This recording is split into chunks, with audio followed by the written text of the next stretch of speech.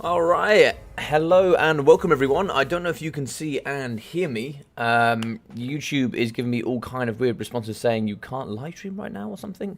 I'm not too sure, but if you can hear me and see me, say hello, say welcome, that'd be very helpful. But we are going to be kicking it off. It's going to be Logic's Flash Tournament. And today, it's going to be an interesting one. A bunch of people here, just a bunch of random invites. Got people into a tournament just to do a nice, quick, fun little tournament, just a little bit of an invitational. I'll be doing more of these as well, so I'll be getting more of you in the future here, just to do nice little fun tournaments every now and then. Just, you know, on the weekends, just so we go, you know, get a bit more tournaments rolling. Just get more tournaments rolling, I guess. And just have some fun. We're going to be on Prague. We are going to be having Lisbon against the Skaven. It's going to be College Girl up against DBD's Ninja Ping Vin. So it should be interesting. Welcome, Joros. Welcome, welcome, welcome. Yes, so we will be starting here. This is going to be, everyone else has played their quarterfinal game. We're doing the quarterfinal game here, and then we'll be moving on to semis and the final. So it should be pretty fun. Yeah, I don't know why, that's not happened before, but it said live streaming is now not available on YouTube. Not seen that one before, but there we go. That was that. Alrighty. Honestly, also just demolished about 8 mozzarella sticks. I feel very ill. So let's move on. And I've got a milkshake here as well, so. Ready to get in and have some fun here with the tournament today. I'm looking very forward to it. So, in the front here, we are going to have some Gutter Runner Slings. Mixing in on the flanks here with Clan Rats, Skaven Slaves, more Clan Rats, Skaven Slaves just dotted along the front line here. 2 units of the Poison Wind Mortars. And also here, the Teeth Breakers. In the middle, we are going to be having Deathmaster Snickitch. One of the most popular lore choices here for the Skaven. We'll be having the Deathmaster Sigil, Concealment Bombs, and Slippery. And it should be a pretty interesting build. Of course, we've got the Double Hell Pit Abomination. No way. Of course, Ninja, well known for his big, large monsters. He certainly loves them indeed. We are going to be having the Pestilence Birth, as well as Vermintide, and the Pestilence Breath. So very interesting stuff. This is a fun build for sure. So in the front line here, we are going to be having Skin Cohorts for the Dinos. Mixing in with the Red-Crested Skinks, make that 4 there of the Poison and Armor Piercing Boys. It looks like 5 units of the Chameleon Stalkers. And looks like we have a unit of Source Warriors and the Skink Skirmishers. Can't quite see the Lord choice yet. I think it's going to be Oxyossil. No, it's not. It's going to be Tehenowin on a Horned One, nonetheless, with a transformation of Gadon and Flock of Doom here with the Focus Instincts. Think of Focus Instincts as cold-blooded. Now, traditionally, this did favour the side here of the Skaven. However, with the newest additions here from the DLC, coming in with the sneaky Chameleon Stalkers, these bad boys certainly rip apart the frontline infantry here from the Skaven. How does this tournament work? Welcome. What up, chat? How we doing, Captain Morgan? Undead and Earthdog, welcome. How are we? Nothing much. What about you? I'm all good, man. I'm all good.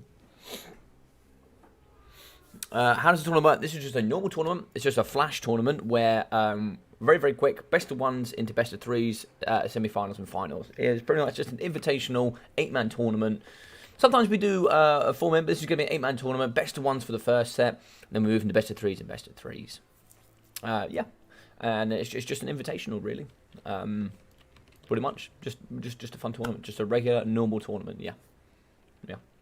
I sent out a couple of messages, a couple of feelers out there to see who might want to play, and yeah, these guys got back and were like, awesome. I was like, brilliant. Let's get it going. But yeah, we're going to be having DBD Ninja. He certainly hasn't played in a while, so it's going to be nice to see him here. Of course, he likes his high elves, especially his star dragons, etc. He certainly has some fun with those.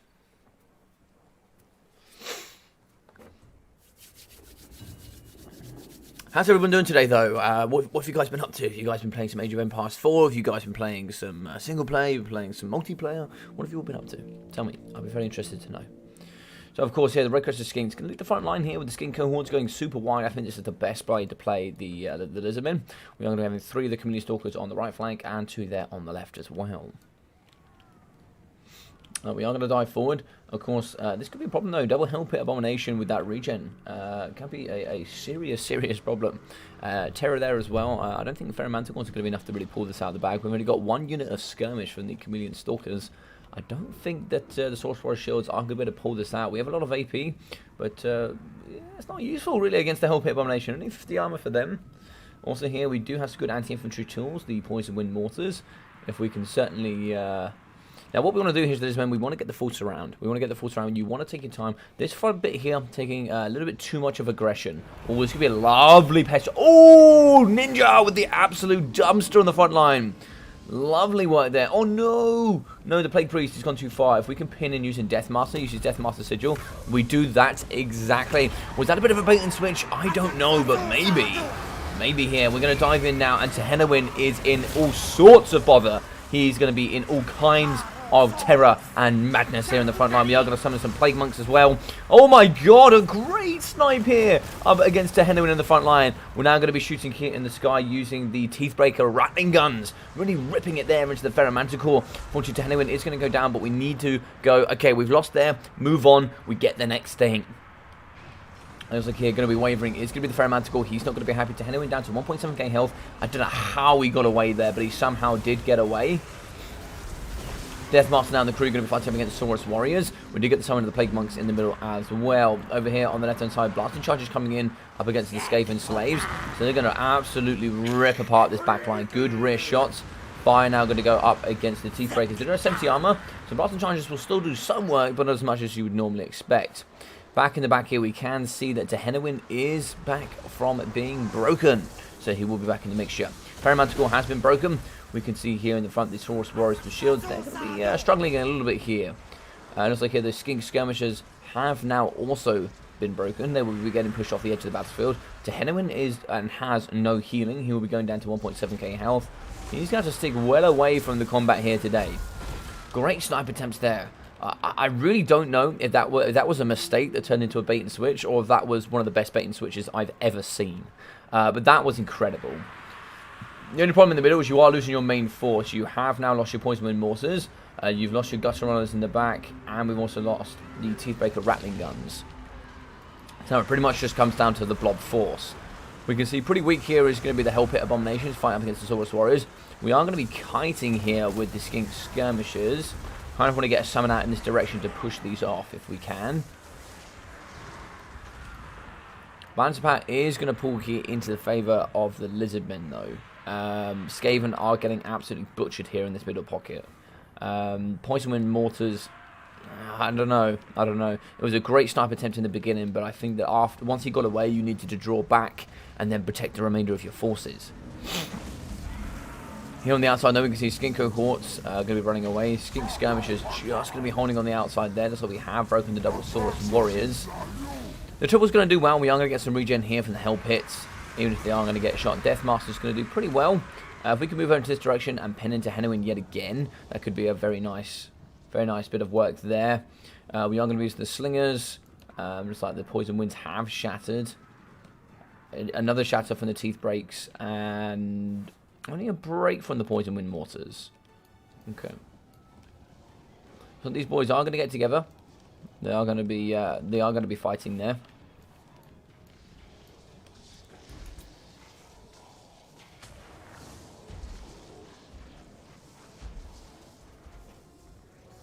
Good luck, have fun. Awesome stuff, awesome stuff. So there we go, we are moving over Deathmaster Snicket. She is going to be having his Stalk ability with Unspottable. I don't know what these bad boys are going to do there. They're kind of chilling a bit here. Moving over into the direction, we've got to be careful. Skink Cohorts and it's like Red Crest Skinks could catch the visibility of Deathmaster here. He's just kind of wandering. If he could get around the outside here, come around, and then he can definitely Deathmaster Sigil on top of Tehenowin, because how he's going to get caught. Yeah, so now the game's up. Now the game's up. Like, it doesn't matter now. Tehenowin knows he's got to run. They can also just collapse on Deathmaster, and he's pretty much dead there, I think. These boys are regenerating, but there's only single entities left, unfortunately. Looks like we are going to get a summon here from Manticore. Manticore will pull in and kill Deathmaster. He's really on his own right here. He is going to be moving through. Let's have a look. We're now going to be running away with Deathmaster. I'm not too sure what's going to happen here. Looks like Slippery's going down for the added speed. 68 speed. We could pin off there with the Skink Cohorts. The boys do need to come forward here. Manticore in. That is going to shift balance of power a little bit. That has bait out, I guess, the second Manticore. We don't have regen there for Deathmaster. Manticore is trying to land. He is going to miss. Deathmaster is going to get a punch in from behind. Is also going to reduce 50% of the armor there. Now we're going to start hitting with the Hell Pit Abominations. We have rampaged. That is going to be the second and last Manticore here going down. There's no way it beats 2 Hell Pits. Not even a chance. That thing is going to get thumped and more than likely break in a matter of seconds. We're now going to be having the boys here fighting in the middle. We're now going to be having Red Crested Skink Cohorts going into fight. We get a couple of summons here from the Plague Priest still. Looks like we have broken the Manticore. Deathmaster in the middle. What is this going to be? This is going to be Flock of Doom over the pocket. Flock of Doom will do some okay damage. Single Entity's not too great. I actually don't think Flock of Doom is that great a spell. But still, it will do damage over time. Saurus Warriors are back. Both of them, actually. That could be a huge problem. So we are going to get a summon here. What did we get? We got some Clan Rats. The Clan Rats will now just spill out into the Saurus Warrior shields. Deathmaster is moving. Deathmaster is moving. He is visible. That is going to be slippery. Can we get the death? No, I don't think we're going to be able to do that. No, so he's been pinned in place. It looks like the assassination attempt is going to go down. We can see these boys are going to try and blockade. He just has to keep clicking through it, and hopefully he can... it wasn't quite long enough. I love the attempt. He had to go with concealment bombs there and not get noticed, because just slippery's not going to be enough to catch. He is quick, but now he is going to get surrounded. We have Chameleon Stalkers and the rest that are going to get in and prevent him from moving. He doesn't have Whirl of the... Oh, does he have Whirl of the Weeping Blades? No, he doesn't have Whirl of the Weeping Blades. That's a little bit unfortunate. He is going to be wavering. He does stabilize. He can't get surrounded here. He cannot afford to get surrounded. Saurus Warriors in the middle here. They're very healthy. They're gonna batter the living daylights out of the Hell Pits. Unfortunately, we could do with some more summons in here to really help them out. Just kind of dissipate a lot of the damage that is coming forward. Stalkers and the rest are just going to collapse, and I don't want to say GG's, but I think it is looking pretty rough here. It is looking pretty rough.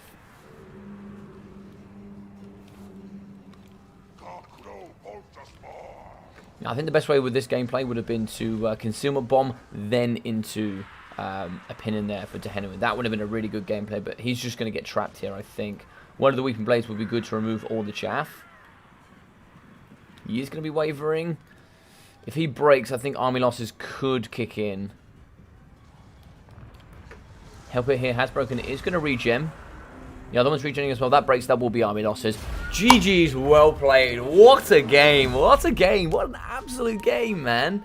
That was so cool. I don't know if that was an intentional bait and switch at the beginning, but if it was, that was exceptional. I for sure thought that Tehenna was dead. I don't know how he got out of there. I don't know how some of the lords do get out sometimes. Sometimes I feel like they either don't move or they just get out of impossible scenarios. I just don't know how they do it, but really well played there. 200 damage value there for Tehenna. That would just be one Flock of Doom, and him engaged there in melee combat in the middle.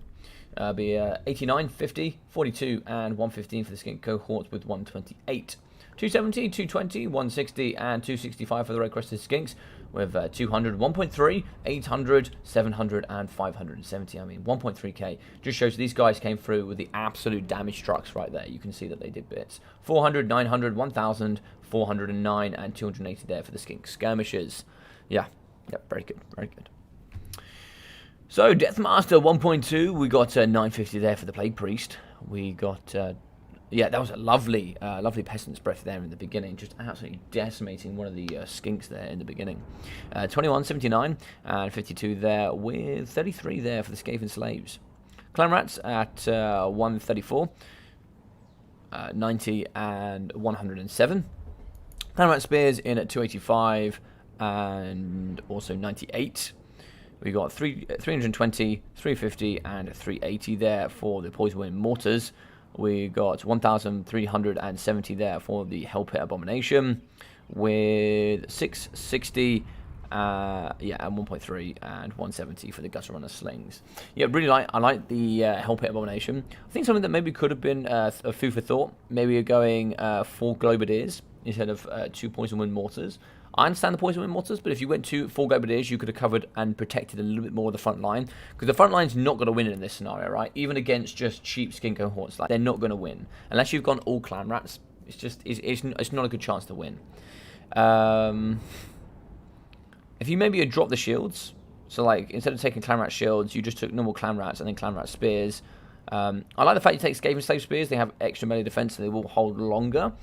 But if you just went Globadiers, you could have really gone a little bit wider there with your build to help protect. Because otherwise, if you've got just 2 poison wind mortars, yeah, they'll delete Saurus Warriors, but then you have to target the Saurus Warriors.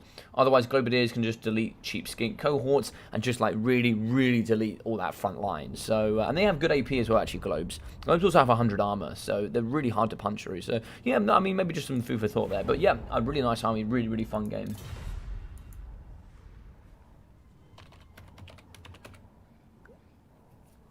GG's well played.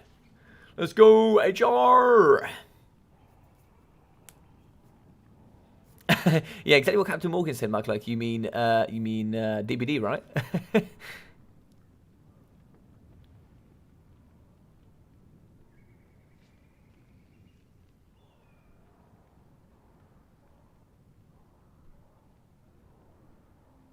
I think either way, it was a fun game. It's a fun game. I wouldn't worry about it too much. I wouldn't worry about it too much.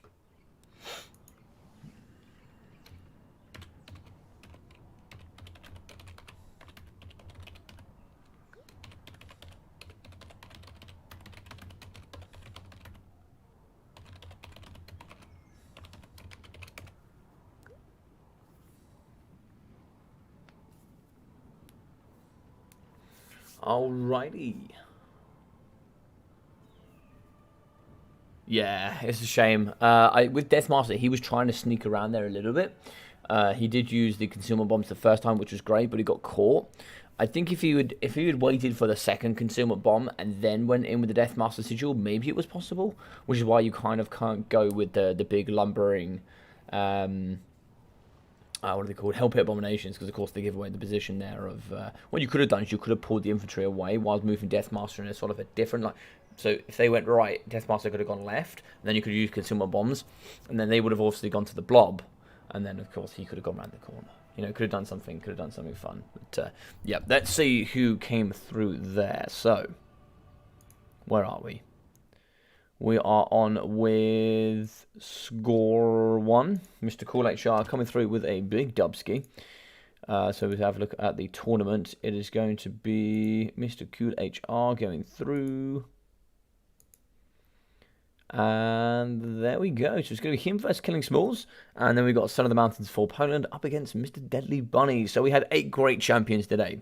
We had Killing Smalls, Stormrunner, Cool HR, Ninja Pin Vin, as well as for Poland, Blackthorn from DBD as well, with Artisan Tech Priest West, and Deadly Bunnies.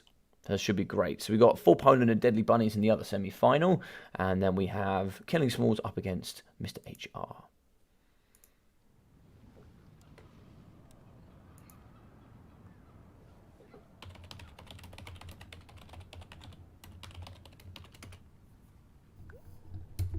Thanks for playing, Mr. Ninja. It was always amazing to have you on stream, so thank you very much, dude. Got pinged a little bit.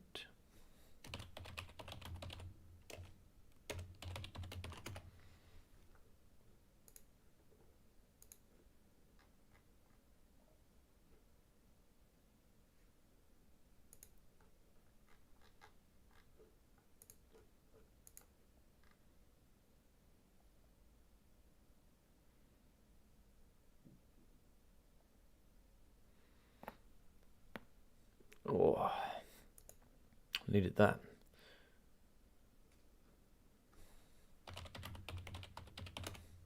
Yes, please. All right, so what we'll do is let's get in. We should be having Mr. RTK. Where is he? Show there for me, please. X marks the spot. I don't know if that is you. I can't see you, Mr. Smalls. I don't know if you are X marks the spot. I don't think I've ever really seen you change your name.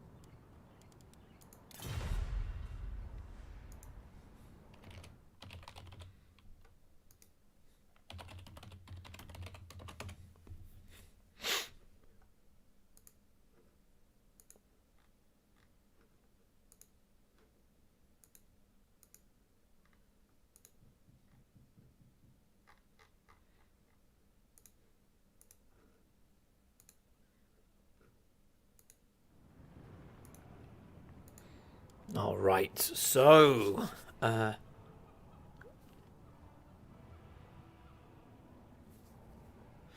Smalls is in. Welcome.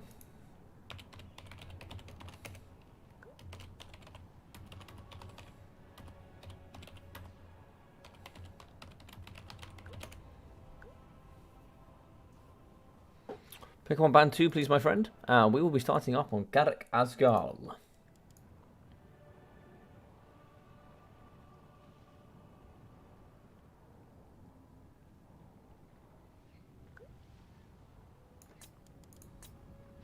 All right, so if everybody is enjoying today, and maybe you're new here, if you haven't already, I really appreciate you guys. If you drop a like, that really does help here with the live streams and all of the content that I do.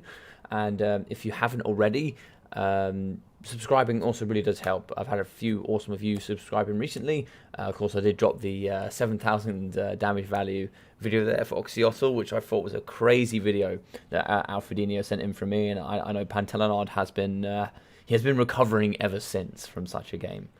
Yeah, it was a funny game. But if you guys have already done both of those amazing things, feel free to share this with a friend as well. That also really helps. You know, just say, hey man, I watched this guy, and maybe check him out. You know, that really does help. Like, you might think that doesn't help. You know, and if just one of you shared this with a friend that then followed, then amazing. It really helps. It really does help. So there's like Bretonia, Band, Beastmen, and Dwarfs. Ooh, Lizardmen again. Damn. My boy, Mr. Cool HR, coming in with the Lizardmen picks.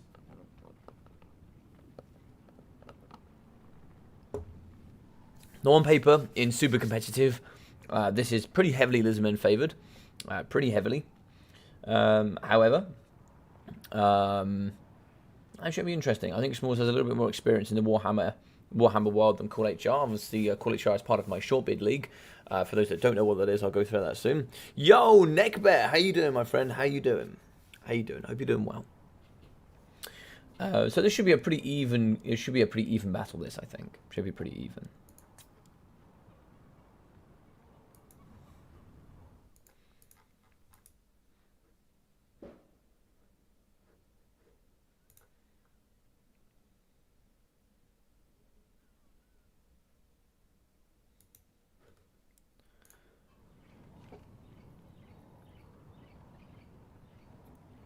All right.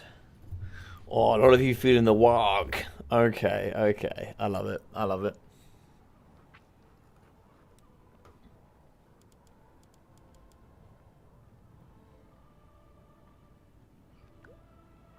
Ready when you are. Nice. I'm ready as well. So let's get this going. Looks like Smalls is ready. Let's jump into it. So well played to Mr. DBD Ninja. And I'll put this score to 0, and we will go here with this one, and we'll go RTK Smalls.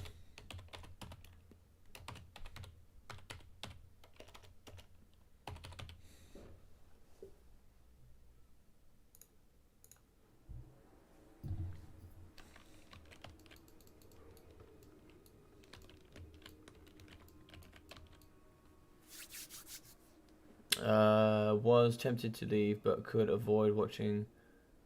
Was tempted to leave to avoid watching Smalls plays, but I'm still here. The thing I do for this community. I think Smalls is. I think he's going to go full meme today. All right. So, for the Bretonians, 2 units of Pegasus Knights mixing in with King Leon Kerr. As well, it looks like there. Yes, it is. It is going to be a Damsel of Heavens here with the Rolling Skies, Harmonic Convergence, and Curse of the Midnight Wind. Oh my god, that's a lot of range. We are going to have 1, 2, 3, 4, 5, 6, 7, 8 maximal range there. Pox arrows mixing in with regular and fire arrows. Looks like Battle Pilgrims there in the front. Men at Arms as well. Battle Pilgrims and Battle Pilgrims. Very interesting. So, for the Lizard Men, we're Star Chamber Guardians mixing in with Temple Guard, more Temple Guard, and then looks like Red Crested Skinks and Skink Javelins. we are going to have Lord Master Mundi here with the Ruination of Cities, Banishment, Shield of the Old Ones, Apotheosis, Harmonic Convergence, Net of Amantok, Cold-Blooded, Sunburst, Standard of Exotl, and the Greater Arcane Conduit. And you know the boy with the party hat. Look at him. Look at that party hat. What an absolute legend. We are going to have a Feral Dreadosaurian here alongside a Bastiladon Solar Engine with Blinded. So, oh, the big boy's in. The big boy with the party hat. Look at that. He's even got like a, what is this? This is like a party collar as well. I like that. I like the party collar. Tasty stuff. Tasty stuff. All right, here we go.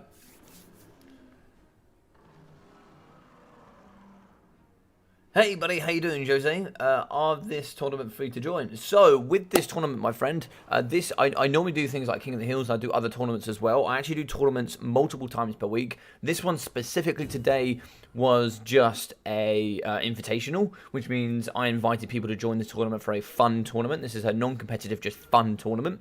But otherwise, yes, I host multiple tournaments per week that you can join if you want to join. Feel free to join the Discord. Be there in the description, and I post them weekly. I do content twice a day, every day. I do one bit of content on Twitch, and then every single day on YouTube. I do multiplayer stuff on YouTube every single day. If you haven't seen it already, go check out that 7K Oxyotl video, because my god.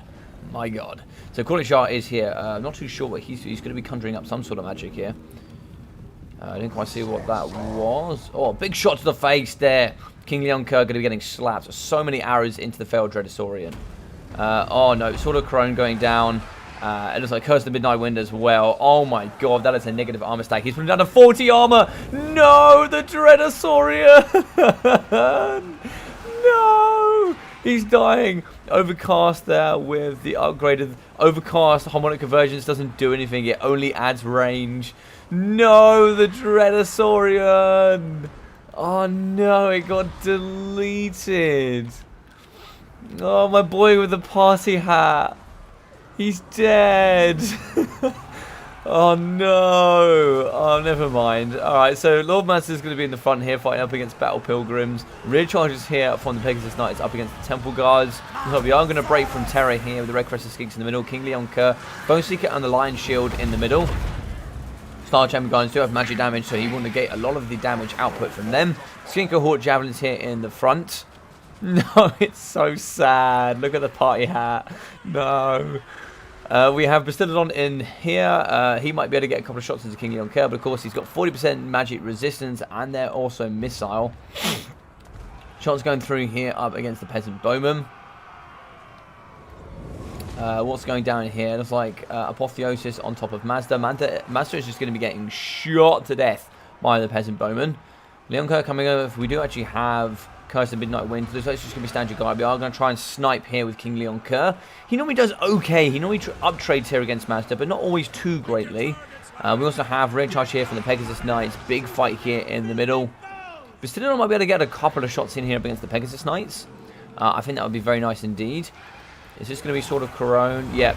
Curse of Midnight Wind, Harmonic Convergence going down. That is going to give him added melee attack and melee defense. So he's going to even on the melee attack.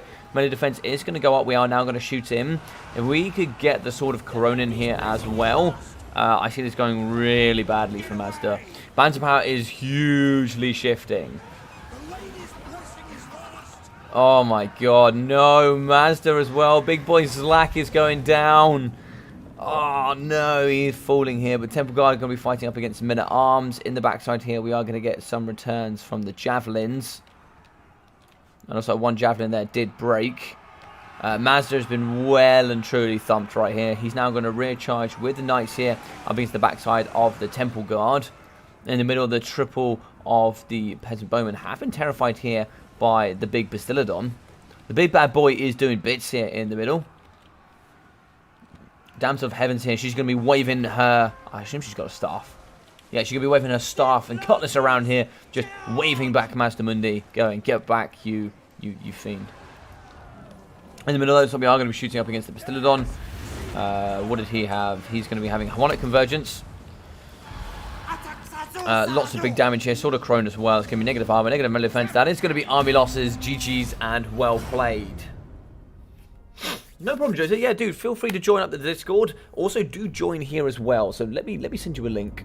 If I go onto the challenge page for you, here is my community. So if you guys want to see what tournaments I throw in every single week, there we go. That is going to be my challenge page.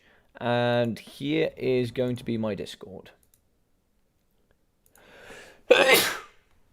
Oh my god, that was a crack. Sorry. I cracked my hip by sneezing. I'm that old. Right, there we go. And we paste that. So there's my Discord and there's my challenge. All of my tournaments are on challenge. If you follow my community, you'll be able to see all of them. And if you follow my Discord, you'll be able to see everything that you can vote on for my tournaments. So, yeah. So, I mean, these Peasant Bowmen got value, I'm sure. 400, 580, 500, 700, 900, 700, 360, and 135. We've got 750 and 650 there from the Pegasus Knights. King Yonkarin at 1.9, and the Damsel did nothing but just debuff every... That was a really cool strat. 801 there for Mazda Mundi. We've got 670, 850 there for Temple Guard with 605.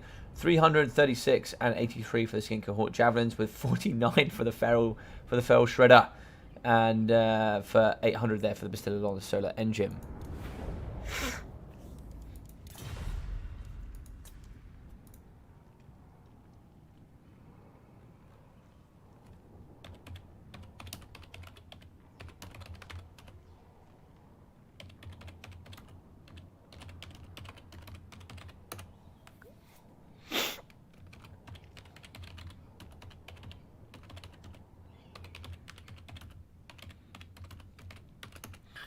Who knew that Peasant Bowmen were going to be just so goddamn powerful, eh? Alright, let's go to the Flash tournaments. The next map here should be Astilian Tomb. Ooh, the tomb. The tomb.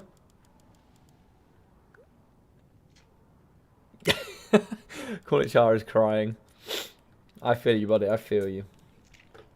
So also tonight, after tonight's stream... not that I'm trying to promote other things apart from this stream, but other than this stream, I am also going to be then streaming on Twitch later tonight, so feel free to follow up there as well, if you haven't already. So we are going to be on Astilian Tomb.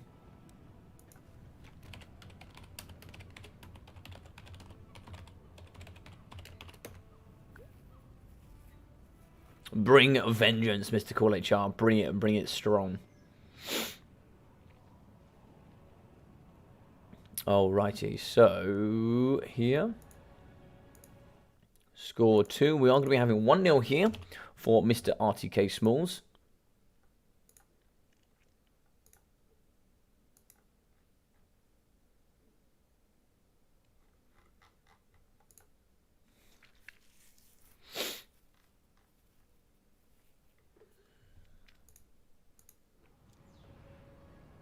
I hope to see TK at least once. So do I. So do I. I hope we see at least every faction at least multiple times.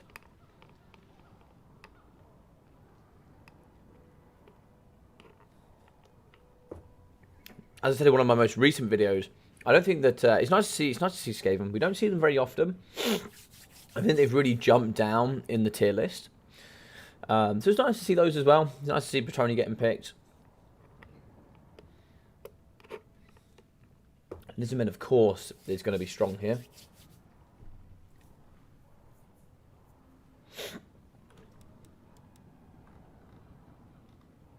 I'll bring Wood Elves, Ban, High Elves, and Beastmen.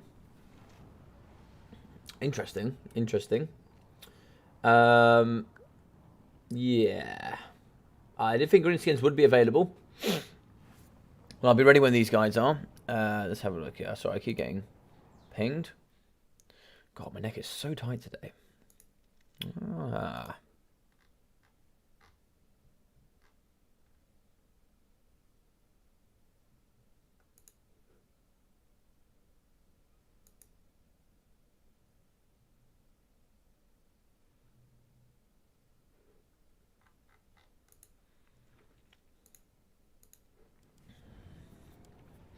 So traditionally, this does favour the greenskins, I think. I mean, it might have changed actually in the current meta, but I still think it favours the greenskins slightly. Or at least, if not, it's a bit of an even matchup. I think it's one of the ones I don't really like to play as greenskins, but I'll always take it as the greenskins. I'll play it, but I'm not always happy to play it. I like it when people go undead against me. Like, for example, if they go vampire pirates, or they just go or they go tomb kings. I'm very comfortable in that matchup for sure.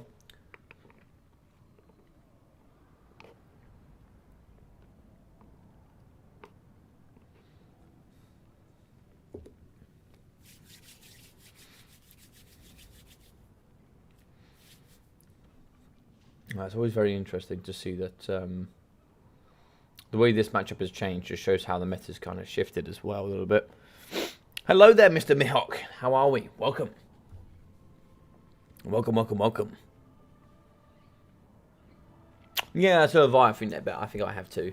I think generally lots of skirmish cavalry, as well as some poison spider riders can always do quite well. Those poison tip spears can keep back quite a lot actually, and they're tankier than people think they are. They've got good armor at 45 armor, and actually they trade pretty effectively against glade riders for sure.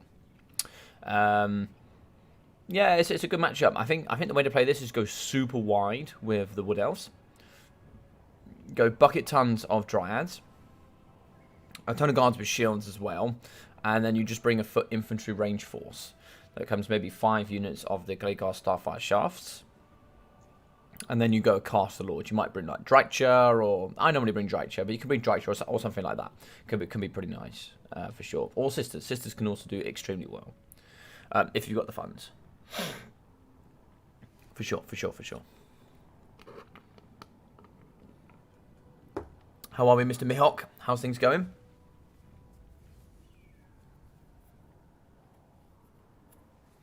This is the matchup I hate up most as Wood Elves. Yeah, I think it's their top ban. I think common bans for Wood Elves are Greenskins and Bretonia. Pretty comfortably at the moment, I would say. Probably Bretonia first, and then Greenskins. High Elves has got to be up there as well, right? High Elves has certainly got to be up there.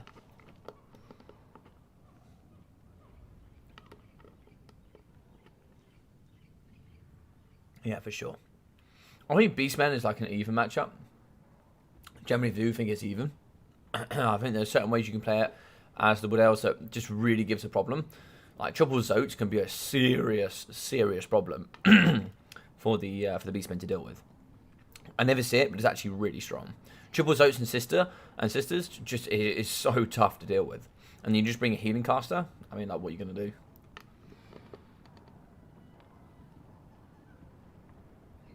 Wood Elves are favoured against Highers nowadays. Okay, good to know. Good to know. I still feel like it's probably one of those matchups you just wouldn't want to play though, right? It's just one of those you're like, I'd rather not play High Elves, but you know.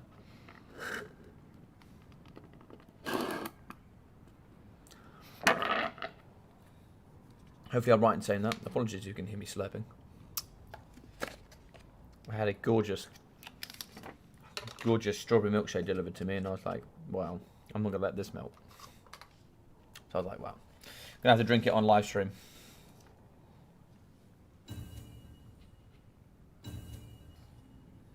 All right, we're ready. Let's jump in.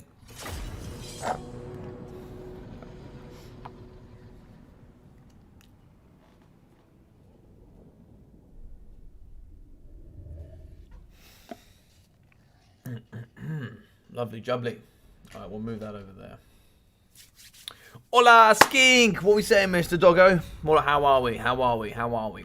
So tonight, yeah, we were talking about Twitch. Sorry, we weren't talking about Twitch. Tonight, what I will be doing, we'll be doing a Halloween-themed Twitch stream for a single-player game. It'll be legendary, very hard difficulty, of course.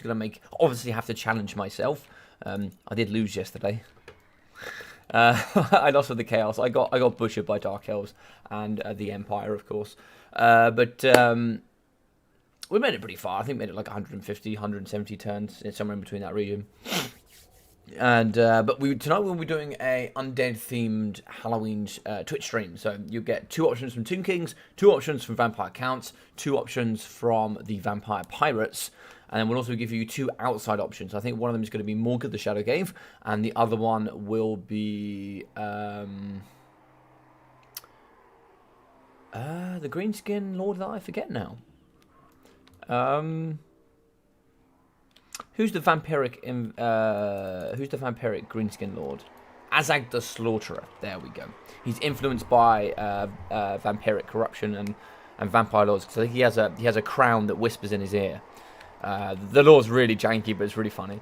Alright, Smalls with Savage Orc Biggins. More Savage Orc Biggins in here with the Goblin Wolf Riders, of course. Mixing in here with Orc Boar Chariots. Made that 4 of those. Wyzag as well as the Orc Boys. Wyzag here is going to be on foot. He's going to be busting out the dance moves today. Look at this boy. He knows what time it is. He knows it's the 31st of October. And he knows that it's Effigy of the Gimp, Headbutt, as well as Fist of Gork, Brainbuster, alongside the Bonewood Staff and Squiggly Beast. Alongside he's going to have the Warpaint of Wyzag, as well as Power of Dewar for that increase of awareness. So in the front we are going to have Deepwood Scouts with the Swift Shiver Shards here for a little bit of kite. The Rafts of the Frozen Heart, Dryads mixing it in with Eternal Guards and more Dryads. Blade Singers here in the middle for the nice elite infantry. In the back we are going to have the beautiful, beautiful Lost Silver Knight here with that Frenzy and that mental 75% physical resistance. So much AP and just amazing great stats. These lovely, lovely knights are going to do pretty well. Brainbuster is something they are going to have to run away from though. Blade Singers and more Eternal Guards in the back here to really pick up the crew. Dry Choice, the Lord Choice, he's going to have Rebel Rouse. No, sorry, Rouse to Wrath, as well as Pendulum and Mystify Miasma. In the back here, we are going to have some sneaky Night Goblins. The 8-peak loonies here for the little mushroom-taking lunatics. Glaive Rider Spears in the front, and just triple off the Deepwood Scouts. Very nice. For Poland, how are we? It's Nagash Crown or something like this. Yes, I think it's Nagash whispers in the ear of Azag and kind of tells him what to do, right? So he's very heavily influenced by vampiric chaos. Vampiric chaos? Vampire corruption. Looks like it's going to be a nice Brainbuster in the front here up against the Deepwood Scouts. The Shiver Shard's going to be piling damage in the front. If we can actually delete Wurzag, that would be really nice. We're allowed to get the Silver Knights out and do the good damage here. Quadruple Orc Boar Chariots, though. They're going to be difficult to deal with. Looks like it's going to be an Headbutt here in the middle, just smashing it in there to the Deepwood Scouts. It won't actually break formation and prevent them from shooting, but we are going to shoot into the front line here, and the boy is running, and he doesn't have a small hitbox. He's actually quite a big boy on foot. He's more wide than he is tall, but he's certainly going to get hit pretty hard here in the front. Now, I really like the Swift Shiver Shards because obviously we have physical resistance for Savage Orcs, 25%, so that magic damage is going to negate all of that. And being that these boys are naked, it's just going to be free damage. And they are getting decimated here in the front. A little bit of kite here would be good for Mr. Cool HR. Moving forward, the Dryads as well would be advised. We are going to get a little bit of pressure here applying. Savage Orc Biggins, they're going to get destroyed pretty hard here, I think. I believe this is not a full Orc build, as we are going to see Goblins here a little bit on their Wolf Riders. They are going to get terrified instantly here by the Lost Silver Knights. They're going to push around and hopefully see if they can terrify these Savage Orcs here as well. Good rear charges should really, there we go. Good terror there, cycling with the chariots. The boars on the back, they're going to be just whipping through dirty here. Look at those spears on the back. These boys be rolling dirty. In the front, though, Savage Orcs are going to be coming to the front. Big slam there coming in from Wurzag. I think a spell is going down here. A Brainbuster on top of the Blade Singers. And these lovely ladies have some beautiful abilities. They'll be having the Whirling Death, giving that increase to base weapon damage and reduction to AP if we're not fighting up against AP targets. So using that Whirling Blade there to really fight up against some of these Savage Orcs would be advised. Here in the middle, we can see Lost Silver Knights up against Savage Orcs. We have actually managed to break one of the Orc Boar Chariots. But there's still quite a few in the back here. Look at the little Wars! The little Wars are going to be chasing. Wah! As they come in the back here up against these Swift Shiver Shards. Charging down here from the Orc Boar Boys. These rude boys are going to get in and they are going to thump with those hogs. Yeah, look at that. Oh my god, they're getting yeeted. There's going to be Deepwood Scouts with the Swift Shiver Shards. They're going to get punted all over the place.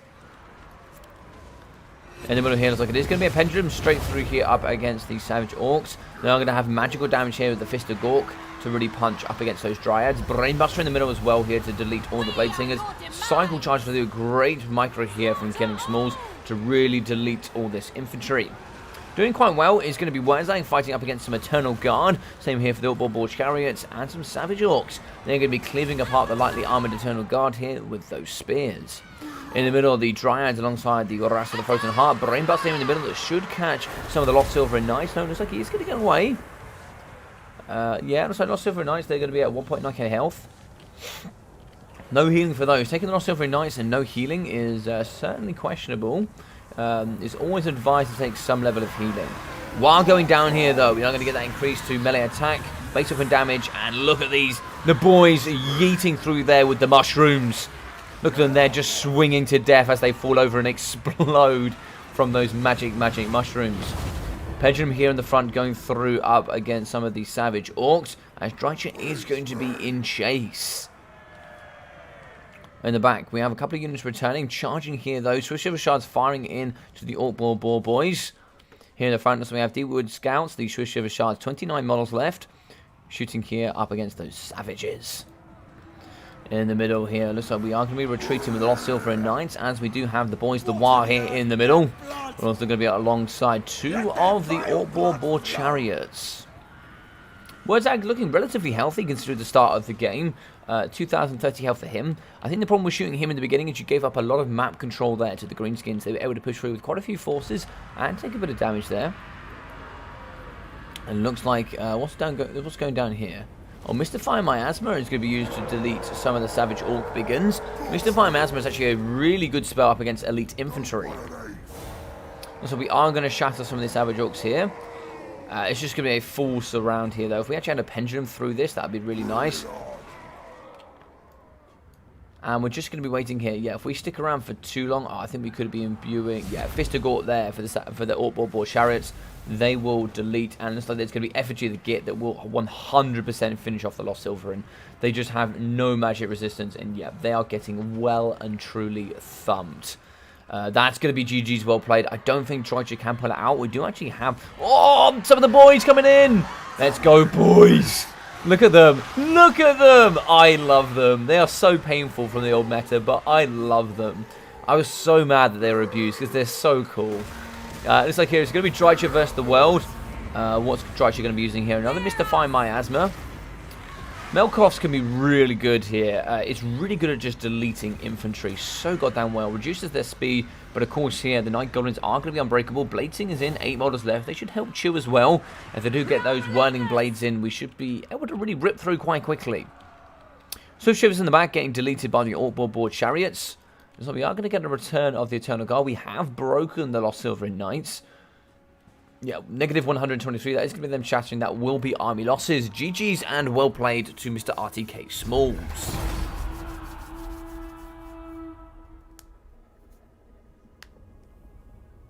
Can't you just take the crown off? I barely know.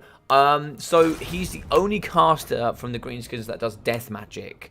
And I think it's basically like... I basically think he gets his magic from wearing the crown. So he could take it off, but he doesn't want to. So because of that, he gets magic and is able to cause death magic because of the crown. So as much as he could take it off, Azag doesn't want to. That's why he's also heavily influenced by vampiric ruling. 102 kills, 970 damage value there for Drycha. 444 and 317 from the Eternal Guards. 180, 280 and 420 for the Dryads, with 206 there for the Wraths of the Frozen Hearts. 390, 240 there for the Bladeseers, with 990, 1.2 and 800 for the Deepwood Scouts with the Swift Shiver Shards. 107 for the Glade Riders, and 2,175 for the Lost Silver Knights. And God, I have no idea what they would have done if they had Earthblood. If they had Earthblood, this could have been seriously disgusting. It could have been seriously disgusting. Looks like here, 1.5k there for Wurzag with 480 and 570. 1.2k there for the AP Loonies with 520, 103, 72, 900 and 330 for the Savage Orc Biggins. 130 there for the Goblin Wolf Riders, 203 and 750 for the Orc Boar Boys. For the Chariots, 800, 950, 970 and 960. Yeah, GG's well played.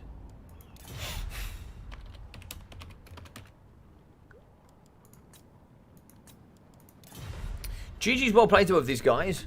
Wurzag's my boy. I know, Wurzag is an absolute G. He is an absolute G. I can't lie about it.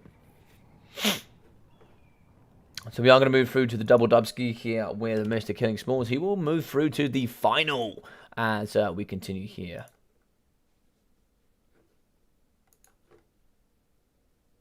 So let's have a little look at the Flash tournament. Killing Smalls will take a dubski lead here of 2. There we go, in the final. We now have 4 Poland up against Mr. Deadly Bunnies.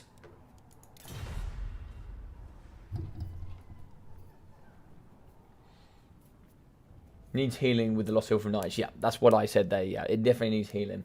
Sorry, boys.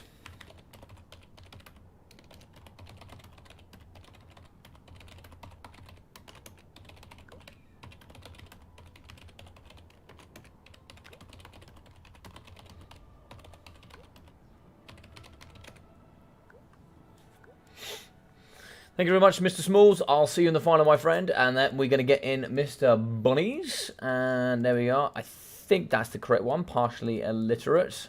I can never know with you boys. I never know. And then we should be having Mr.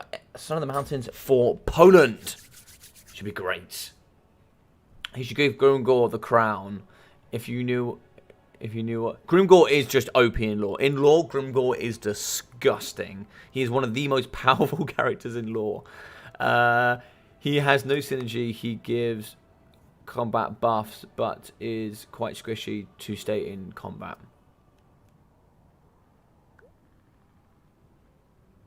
Also, you get the Lord of Death of the Hag now. Oh, yeah, that's true, Neckbait. Yeah, that's true. That's true. That's true. I think Azag could be used in certain matchups, for sure. But I think, yeah, I think the River Troll Hag is, like, just more competitive. Just period.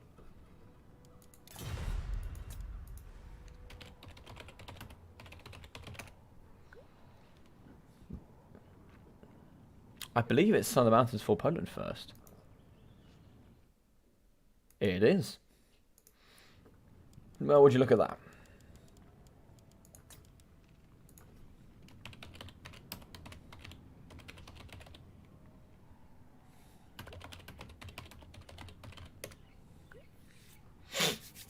Son of the Mountains for Poland, you are first. All right, so we'll move this around.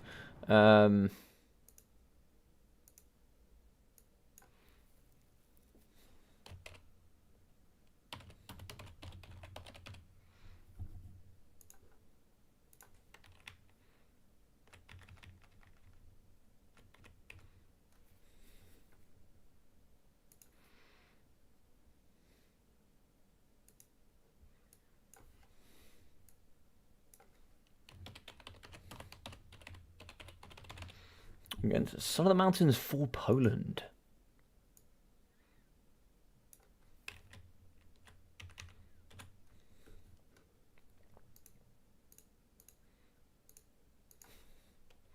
So this is just going to be another event, guys, that I throw on every now and then. If you guys would like to get involved in maybe in future events like this, where it's just an invitational, I just bring a group of people together just to play some games. And, you know, just a bit of a weekend show or maybe a midweek show or something like that. If you guys would like to get involved, do feel free to DM me and say, hey, Logic, I'll be involved in getting involved in one of your tournaments sometime. Then cool, I'll get you involved for sure. Mr. Caradoc, how are we? How are we, my friend? How are we? Gringor versus Nagash.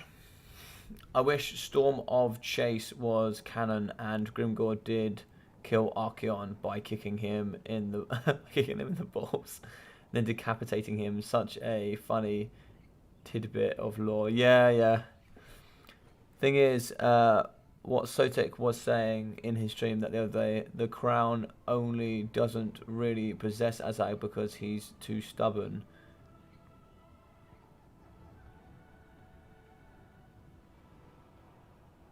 Yeah, I think that.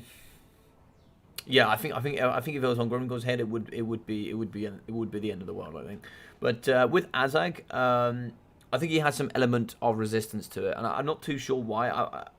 Most of the lore would suggest that it is just stubbornness, but I don't know. Yeah, maybe you're right. Maybe you're right there.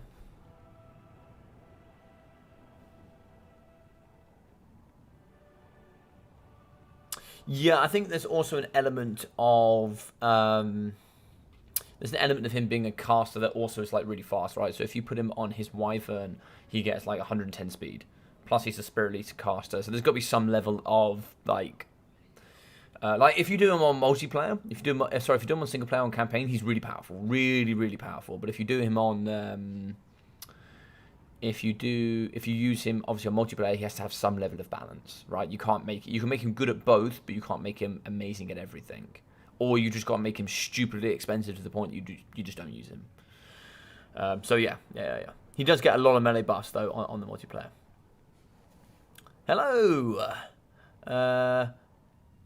So is the event for 4 people invited? Interesting. So this is actually 8 people invited. So what it is it's a little bit like my Battlemania finals, but it's just an invitation for random people. So if you wanted to play Caradot, feel free to send me a DM, and then we'll get you involved in one of the next ones. But it's best of ones for the quarterfinal, which I randomly stream one of those for. Today we had DBD Ninja against Cool HR as the start. And then it's best of 3 semi, best of 3 final. Just a nice little stream. It's just a nice little stream. Yeah, just a random fun game to come together. Hello, Katam. If it was on Grimgor's head, Gork and Mork would throw a fit. Oh god. Hello, how you doing, Omen? How's things going? Hope you're doing well, my buddy. Hope you're doing well. I haven't spoken to you in a while. Hope you're doing well. Well, if they made Azag suboptimal in everything. They made, yeah, a little bit. But he's okay. He's okay. I mean, I think Azag's like actually a great pick. It's just the classic Warhammer Legendary Lord pick, or just it's the Legendary Lord thing of every single army, right? Oh my god. Warriors of Chaos ban VC and DE, and it's like Warriors of Chaos. Okay, this should be interesting. Yeah, what was I gonna say? Yeah, I think every Lord, like, for example, the only reason you don't see Azag is the fact that Grom is so powerful. Pretty much. Grom is just very powerful. Like, if you can take Grom realistically and you can use him well, you just take Grom.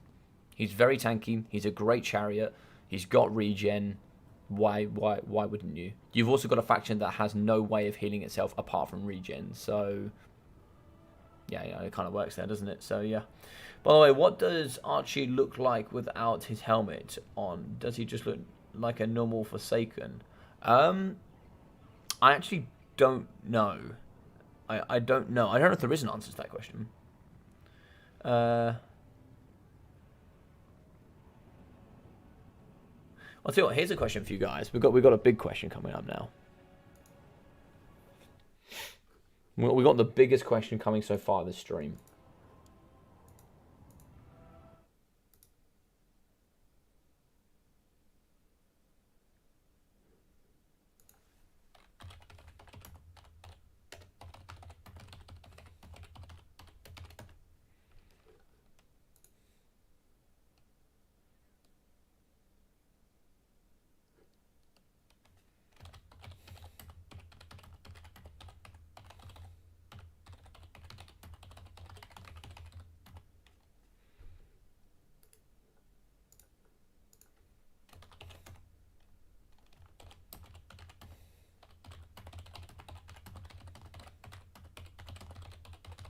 Apologies, got to send a message there, just quickly responding. Right, so the next big question.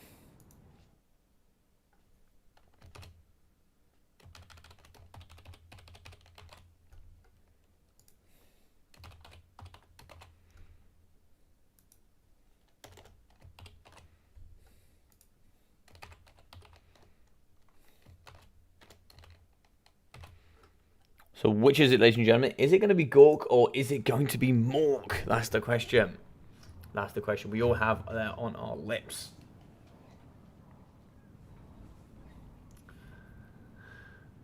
I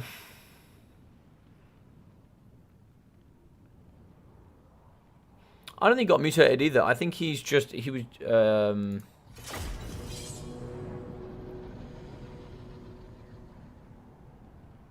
yes, his third eye is only on his helmet. Yes, that's correct. Gatam, yeah. Eye of Shirian, which he picked up from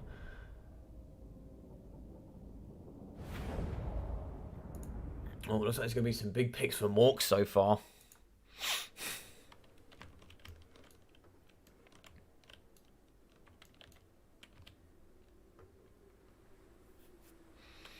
Alright, here we go. Chaos in the red today will be Mr. P.E. No, it won't be. It will be Mr. Son of the Mountains with Mr. For Poland. We have Emerald Horse Masters in the front. Looks like quite a few Horse Masters and Horsemen. Is that going to be 6 or is that going to be 5? 6. So we also have the Swords of Chaos. That is incredible. I love this pick. With Apocalyptic Charge and Guardian with Fear, Fire Damage and AP. Out of the back here, we are going to be having a Soul of Damnations. Chaos Moral Great Weapons with Chaos Moral Greater Weapons, Great Weapons, Great Weapons, Great Weapons. Archeon the Ever Chosen with the Sword Masters. So obviously you can't take the swords. You can't take Archeon without the swords. Oh my god. Oh no! Okay, this is going to be interesting. Marauders on the front line, lots of Marauders. Bucket loads of range. It looks like it's going to be 4 of them. Looks like Marauders.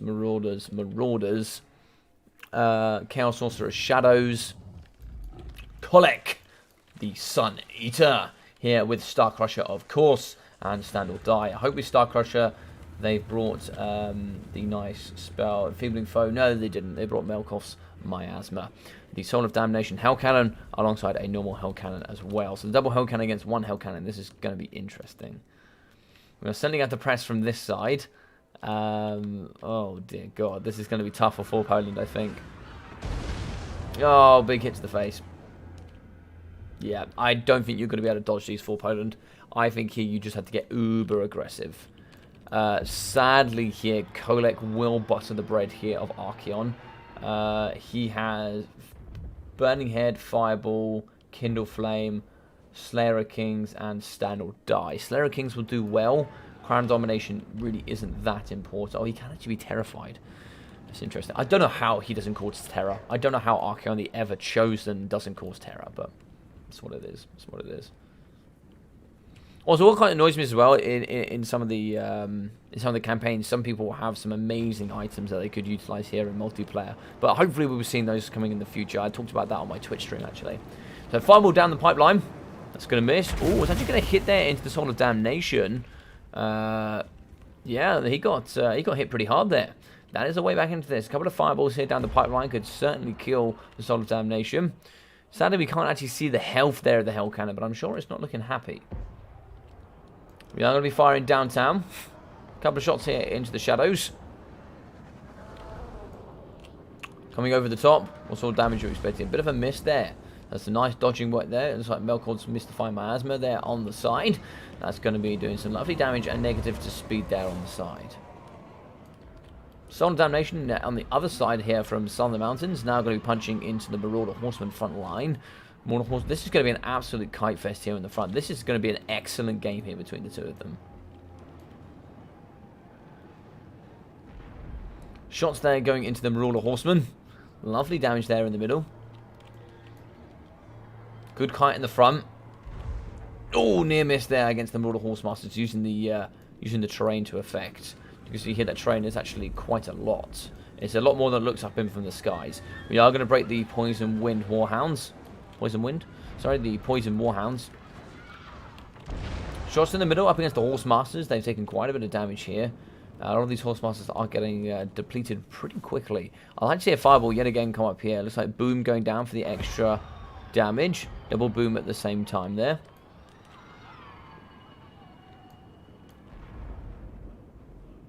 Oh, near misses there from the Chaos.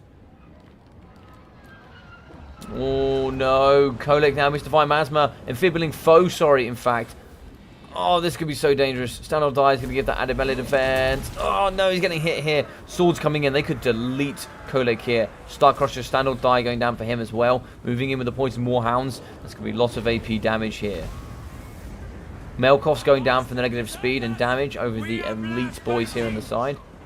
Big shots here, really ripping it into the front. Oh my god, they've been blobbed up so gorgeously here. Oh, that was a gorgeous blob up.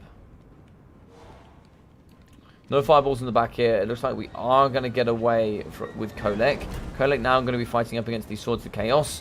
Swords of Chaos here going down to 7 models out of 18. We have actually broken the War Beasts. Chaos Sorcerer is going to drop. Moving forward here with some of the Skirmish Cavalry. Skirmish Cavalry is going to be slightly winning here, I think, from some of the mountains for Poland. We are going to shoot here now in the front. What are we aiming here for, though? That's the question.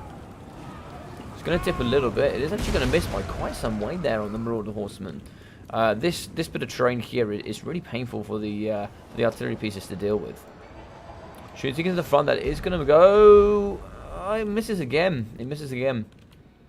Here in the middle, Archeon could do with coming around the flank here, maybe trying to see if we can get a fireball in. Or maybe a couple of fireballs here into the face of Kulak. That could be quite nice indeed. Now, this is going to be the case. He's going to take a fireball to the face, and that's going to be some significant damage. Yeah, for sure, he's taken that pretty damn hard. Here in the front, what are we aiming for? Oh, that's a gorgeous hit there against the Marauder Horseman. That's going to break those pretty nicely. Leadership is going to be on the lower side. We can see that actually the Poison Warhounds coming forward. We're actually going to start moving in with the Chaos Marauders with great weapons as the doggos back off. That's about here super even because these shots in the front. Looks like I think it was chasing after these Marauder Horsemen, but not got to quite catch there. Another fireball to the face of Kolek could be quite decent there. Could really help wither down the leadership here from the blue side. Marauder Horseman back into the fixture. Shots here in the front. It looks like it does catch a little bit of the Poison Warhounds, not too much. In the middle, Marauder Horseman getting ready just to kite backwards. A couple of shots coming through. A couple of those javelins are going to start flying, but not too much. A lot of them going to miss, actually. There is going to be a little bit of damage, but not enough there. Near miss is coming left, right, and center here.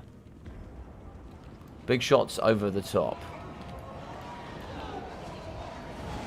Oh, I love that. Oh, both actually going to catch there as well. Didn't quite see what happened to the other one, but some nice big catches coming from the side of bunnies.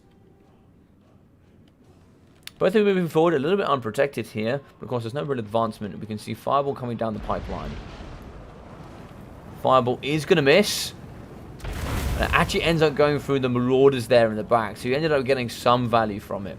But Kolek is going to evade the Fireball. He's taking quite a bit of damage for some Fireballs here. 5,000 health left for him. Sword of Chaos are nice and close. They have great AP. 65 armor piercing per model. So they are going to be getting caught there by Kolek.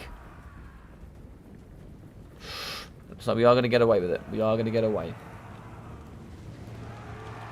Poison Warhounds are going to charge into the front line. They are going to get met by the great weapons. They're really trying to shut down the Skirmish Cavalry. In the front here, we can see some broken Chaos Marauders. And it looks like here, wavering is going to be pretty much all of the Marauder Horsemen. They're in dire shape right now. They're going to be shooting to the front line here up against the Great Weapon Marauders. Chaos Warriors are in. You're definitely going to get an uptrade value here from the Great Weapon Marauders. Of course, AP is not too important there for the Chaos Warriors. This is going to be a pretty okay trade. Shots in the front here coming through. Looks like here quite a bit going down on Kolek. We are going to be fighting Slayer King Stand or Die as well up against the Sun Eater. Sun Eater is getting slapped here by Archeon. 870 armor piercing. Weapon strength is going to delete Kolek. Kolek has got well and truly thumped there in the middle. A couple of fireballs and he is going down. Oh, that's going to be a hit in the backside as well there. Fireball yet again. Lovely work coming out. Oh, some lovely damage. Brilliant, brilliant stuff there. Negative 26 health, leadership, going to be 760 health.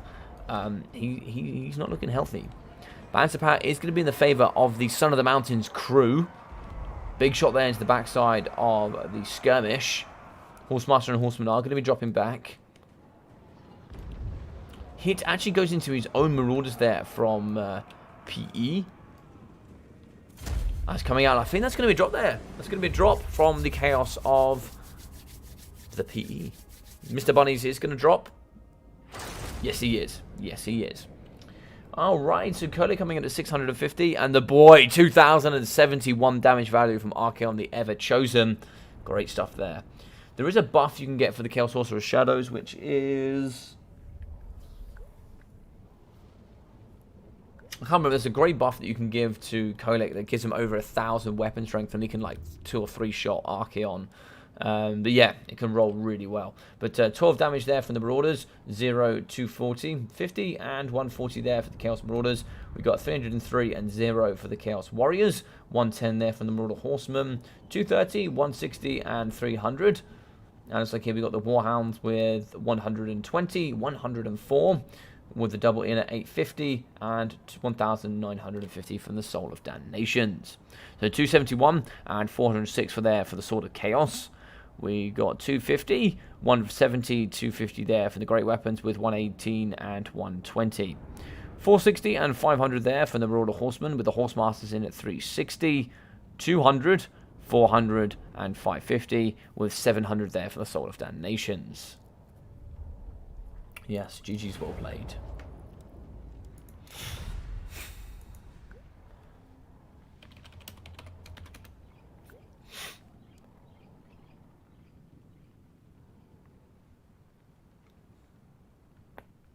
Oh, nice. All right, so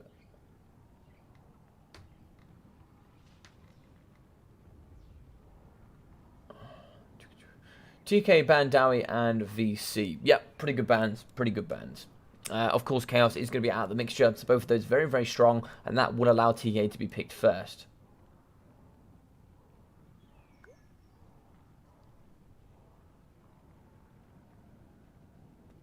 But yeah, I enjoyed that game. I enjoyed that game. I don't know if you guys enjoyed it, but I thoroughly enjoyed that. I don't mind a little bit of skirmish cavalry every now and then. Obviously, I don't like it every game, but every now and then I don't mind a little bit of skirmish cavalry for sure. I thought it was a great game. You know, both sides really trying to optimally use. I thought obviously there's going to be better cannon play there coming from PE, but then of course from Son of the Mountains we certainly saw some better plays with the Lord, which I think does favour the Son of the Mountains side with for Poland, for sure. It certainly does favour them, because of course that negative 16 leadership is huge for Chaos. Losing your leadership is a big loss. Alright, Dark Elves up against the Tomb Kings. Okay, not too familiar with this myself. I think wide can go pretty well. I think Ushopti Greatbow Kite can do pretty nicely as well. Not even really Kite, but just Ushopti in general can do pretty nicely here. Yo, what we saying, Rusty? How we doing, my brother?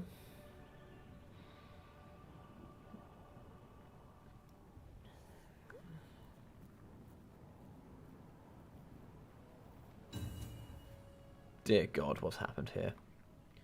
Dear God, what have I missed?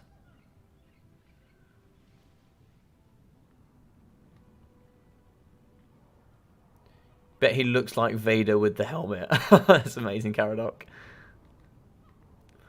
The sneaky but brutal shall emerge victorious. Gork is brutally cunning. This is true. But Mork is cunningly brutal, so which do you prefer? How is it 50-50 right now? How did you all get that to be 50-50? That's amazing, the fact you got all of that to be 50-50. Imagine a vampire playing dress up with their undead giving them those vampire plastic teeth. All good, mate. Played a couple of best of threes today on the Beardling. We'll do some more tomorrow. This week should be done. Awesome, man. Yeah. So for those that don't know, a couple of the guys you might see here might be talking about the Shortbeard League. If you haven't seen it before, the Shortbeard League is it's a league that is designed for new players. So what you guys do is you come play me and the admin team. We then assess your ability level and firstly whether you should be in the league if you're too good or you are the right level of player to be in the league, and then we also place you in the league depending on what we think your ability level is. So we have 5 different leagues, starting the bottom with Urkin Miners, moving up to Warriors of Dragonfire Pass, Grumbling Guard, Peak Gate Guard, and then we have the top level, which is going to be the Nor Grimling Iron Breakers. So that will be the top there. And this season we had so many people join, I had to make a European and an American side for both, for the very, very top. So that was amazing. So yeah, so if you guys are interested and you're a new player and you'd like to get involved in a little bit more Warhammer and you've just joined the multiplayer scene, you don't know where to go, you maybe feel a bit lost and you're not sure how to get all involved, this could be a great place to start. It gives you all the tools here to learn how League Play works. It runs directly alongside and exactly the same as the WWC, which is the Warhammer World Championships, which will be coming soon in the next year. We'll be seeing that soon there for Warhammer 3. So you'll have an understanding as to how to play your best of threes, how it all runs, how to post your games. So when you do go to WWC, if you want to play still, you'll know how that works. And also at the end of every season, so each year is about 2 to 3 weeks depending. This one currently is 3 weeks, and once that's finished we'll toast it up and then we'll do another season. At the end of every season we also do a tournament, so that gives you tournament practice as well. So only other short bids can play, so you'll be playing only up against other new players. So that's the advantage there, which means you can come play some tournament and have some tournament experience where you only play up against other new players and you won't play against players like me or other great players here in the community. So it gives you an opportunity to learn and grow. Alright, so it's really game 2 here. Oh, no. Oh, saved it. I saved it. What are we on? We are on Estilian Tomb. Whew! Saved it.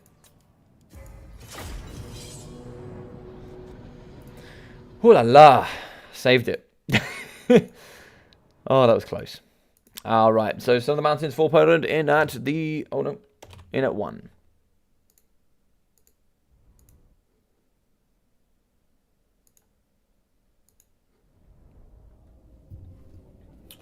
Go for Poland, apparently, here from the Mihawk. Looks like we've got a bit of support there. Go Bunnies from Mr. Hank Cyrus. Hey, Bowmore, how are we? Hey, what's cracking, guys? 4 hours of tournaments and straight to the next one. Yeah, man, it's so awesome. There's so many tournaments going on at the moment because I feel like that, you know, we've been struggling to find them, but it's nice now that we've got a few more going, eh? Let's have a little look here. So, for the Dark Elves, we've got the Cold War Knights. But yeah, how are you doing, Mr. Bowmore? Hope you're doing well.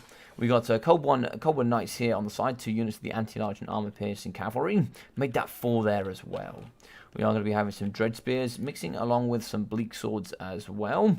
We are going to have, ooh, the Bolt Fiends. Kind of cool. I like the Bolt Fiends. Look at these guys, man. Yeah, they're pretty cool. I like the Bolt Fiends. They are going to be having Shield Breaker, lots of AP, and added range up to 145. We're also going to be seeing the normal Dark Shards here with those crossbows and shields dotted in and along the front. We are going to have the Hellebron Bro here with the nice purple Shaneshi shields. These bad boys here with the poison tip spears going to do relatively well. In the back here, so we are going to have some Dark Riders with shields as well. Dark Riders, very good there. 92 speed, just great cleanup crew. In the back, we are going to have Barathi here with the Wand of Carandon, as well as, it looks like Soul Stealer, the Heart Render, and the Dark Swords. We have Enchanted Beauty, Greater Arcane Conduit, and Life Leeching. So, yeah, pretty standard pick there coming in from the Dark Elves. From the boys here, from the Toomey boys, we are going to have the Nekahara Horsemen.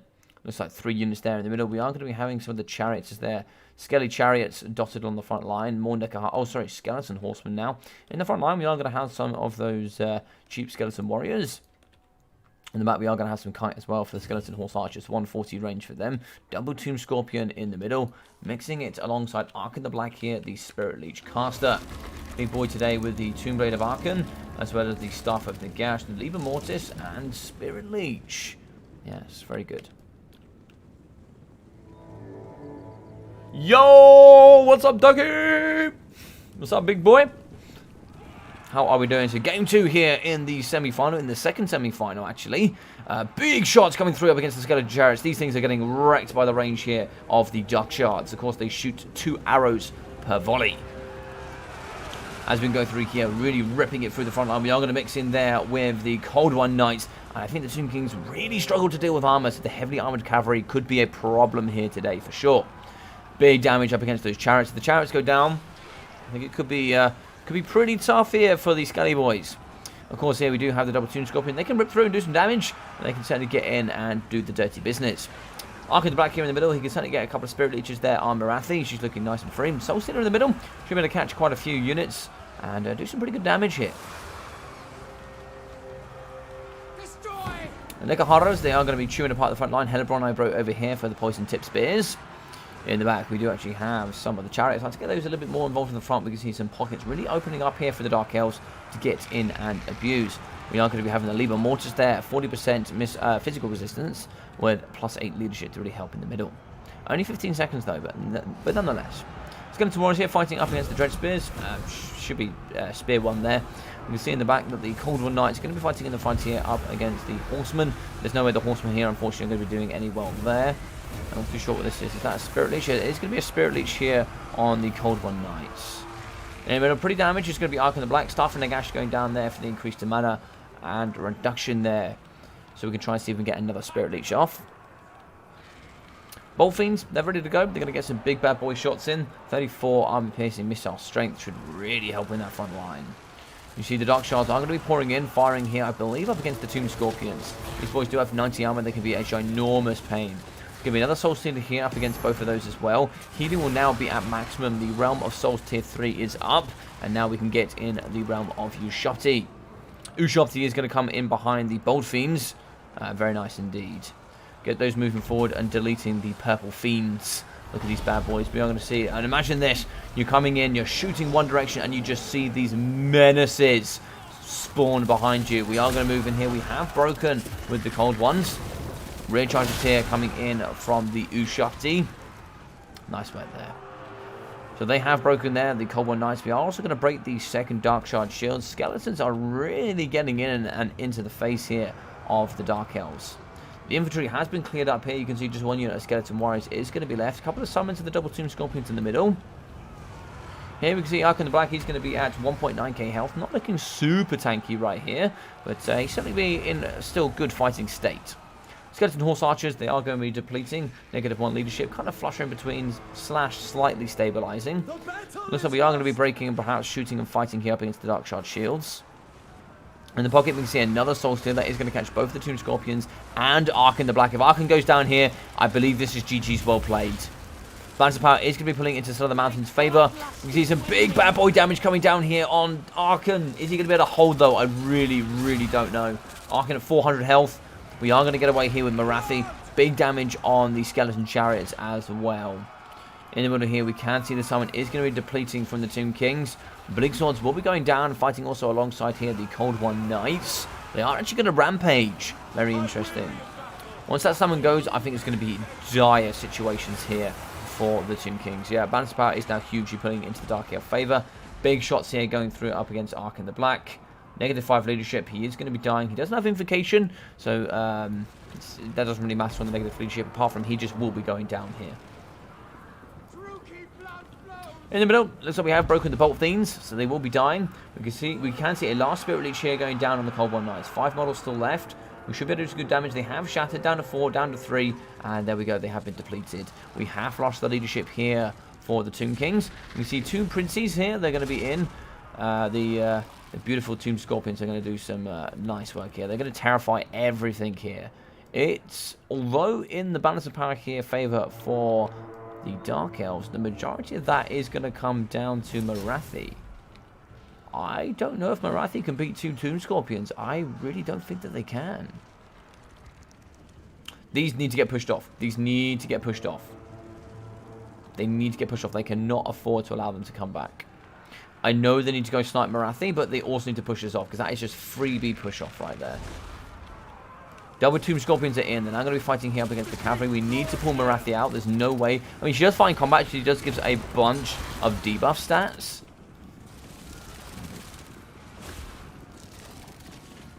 Yeah, that Tomb Scorpion is dying here. It's not looking good for them. If she does actually get a cycle charge in, that could be really devastating. You kill 1 Tomb Scorpion, I think you win here. Oh my god, those animations are disgusting from the Tomb Scorpions. There you go, there's one on its own. Good stuff there. Good hit going down. It's going to be negative melee defense. It's also going to be negative there. 20 melee attack as well, which is so goddamn huge. And Marathi is getting punched, though, pretty hard. She's getting whipped there by the Scorpion tails. Both the Scorpions coming in and slapping Marathi. She is going to get terror routed and potentially pushed off. Here in the back, though, we do actually see the return of some of the Bolt Fiends. In the back here, we do have some nice Dark Riders. The Hellebron Bro are going to return. Moving back in on the Bleak Swords. This is close. Do we have a Soul Stealer? We do, but it's going to be tracking the horses. It's not going to be tracking... Oh, I don't know. That was unfortunate. You needed to have it on the Tomb Scorpions there, I think. 1-2 Scorpion, -6 leadership. He's going to be going in and out of wavering. If he actually sees, we do have the Bolt Fiends in the back. We are also going to be shooting here on the Skeleton Horse Archers. They are going to die pretty quickly. -30, whilst getting shot here by the Bolt Fiends. Bolt Fiends get charged. Bolt Fiends get yeeted. Bolt Fiends are just about holding. That leadership is going to maintain. Yeah, we're also going to be shooting in there with the Dark Shards. Dark Shards need to forget about this. They now need to come over here and start shooting these Tomb Scorpions. I still think this is the Dark Elves to lose. We can see the Tomb Scorpion is are stabilized, but we are going to lose these Skeleton Horse Archers. -36 means they will die. I can't see anything else here because these are Bleak Swords. If they go over into this direction so they can get protected a little bit. Oh, no. We shattered the Bolt Fiends. That's really unfortunate. That's really unfortunate. If we can get Marathi in, I don't know if she's got another Soul Stealer, but we certainly need to get some shots in for the Dark Shards. If we can take out one Tomb Scorpion, which it looks like it is dying, unfortunately. Tomb Scorpion, -33 leadership. We are going to move in here with the Bleak Swords. One Bleak Sword is going to fight once the other dies. We are going to shoot into it, charge in from Marathi as well. Like she misses yet again. She does get in with the hit. That Tomb Scorpion falls, and now it comes down to just shooting and trying to see if we can kill off this Tomb Scorpion. Marathi cannot die here. If Marathi dies, you have a big problem. So here we go. We can now shoot in. That's going to be lots of damage here for the Tomb Scorpion. Now we have to stay engaged here with the Dark Shards, and then we can continuously keep rear charging here with Marathi. We do actually have some Dread Spears back in. The Hellebronite Bro with the poison could be very handy. Big armor-piercing shots here up against the Scorpion. What you want to do is you want to hit with Marathi. And you can't allow these to die, I don't think. Now, that's a good hit after we use the animation. We should be able to get some free damage here with Marathi. She is anti-large and armor-piercing. Lovely damage going down. Is the leadership going to hold, though, for the Tomb Scorpion? This is a super close battle. Hellebronite Bro are coming. If we can move the archers in this top hill direction, we can protect them with a Hellebronite. They'll have poison, and they have some good anti-large stats. Nice rear charge there. Sorry, it's now going to be a frontal charge on the Scorpion. Scorpion is going to get an instant hit back. I don't think we're going to have another Soul Stone in the pocket. We have seen 4 so far. Oh, the Hellebronite Bro get actually hit for 8 models there by the Tomb Scorpion, and they get insta-terrified. So it is going to be Marathi now fighting. It comes down to the RNGesus gods. I don't know who's going to win this. Big hit going down there for Marathi, and that could be the win there. That could be the win. Wavering is going to be the Tomb Scorpion. It comes down 1 Scorpion against the Queen of Slaanesh. And there we go, the Tomb Scorpion falls! Oh, he tried so hard. GG's, well played. What a game. What a game. I loved that game. That was insane. Oh my god.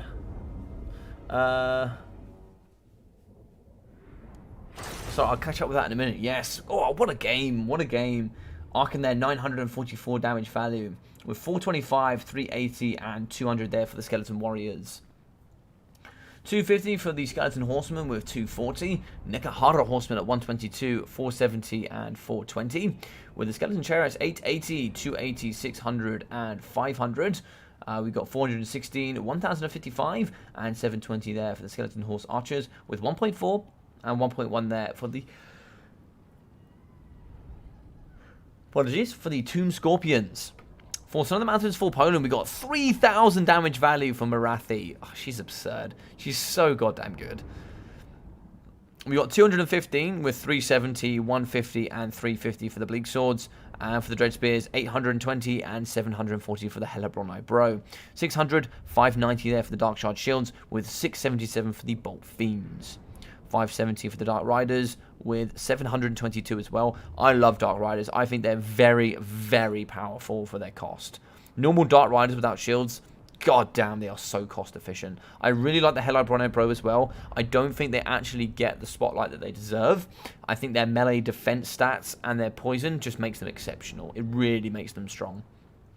So it's nice to see the Bolt Fiends. I never see them. The added range and AP with that shield breaker is actually really, really good and could be utilized in a lot of matchups. As you can see here, pretty commonly picked to the cold ones, 500, 800, 830, and 460. So great performance, great performance.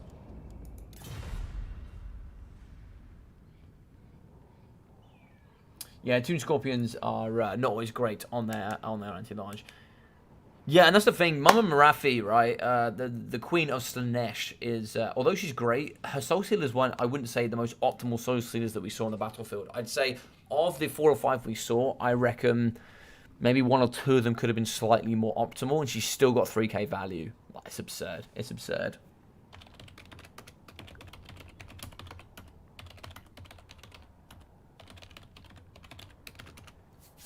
Welcome to the final, gentlemen. Welcome. So, Mr. For Poland up against Killing Smalls. Thank you very much to Mr. PE Bunnies for playing. Thank you very much for everyone to playing. I put this on at a little bit late notice, but all of you guys did step up and play, and that's really awesome of you. It's really awesome. So here we are going to be starting on Oakenhammer, I believe. Let's have a look. Yes, it's going to be Oakenhammer into Pillar of Bone and the Altdorf outskirts, so that should be great. Bunnies did great, but no one beats the Bolt Fiends. Yes, the Bolt Fiends indeed. So I didn't quite catch up with you, Mr. Bowmore. How are we? Uwu Shopsy. I love it, Mucklike. I love it. I'm going to call them Uwu Shopsy from now on. Oh my god, that's funny.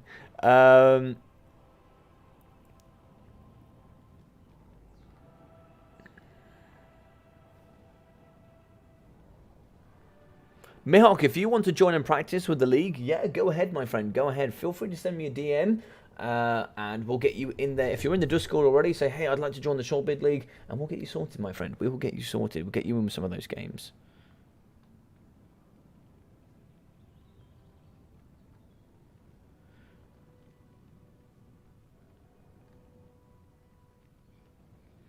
Yes, big quacks in the chat. Hey, Phil Gilmore, how we doing, buddy? What's quacking, guys? Everything's quacking, my dude. Everything's quacking. Welcome, welcome. Hope you're doing well. Come on, the Toon Kings. We have some big Toon King followings here. Hey, we've got Big Ducky in here. How's everyone enjoying the tournament? Yes, I'm enjoying it. I'm enjoying it. Lovely. The U Shop D. I know some people call it U Shop D. I call it U Shop D, and I see a lot of people call it U Shop D. But I'm now going to call it Uwu Shopti because, you know, because yeet, why not? A bit of a crazy evening today playing mod for the RCL tourneys. Oh, nice. Nice. I'm good you're doing well. I'm glad you're doing well, though, buddy. I'm glad you're doing well. Yeah, geez, that was close indeed. That was very close. I enjoyed that very much. Enjoyed that so much. Let's have a look.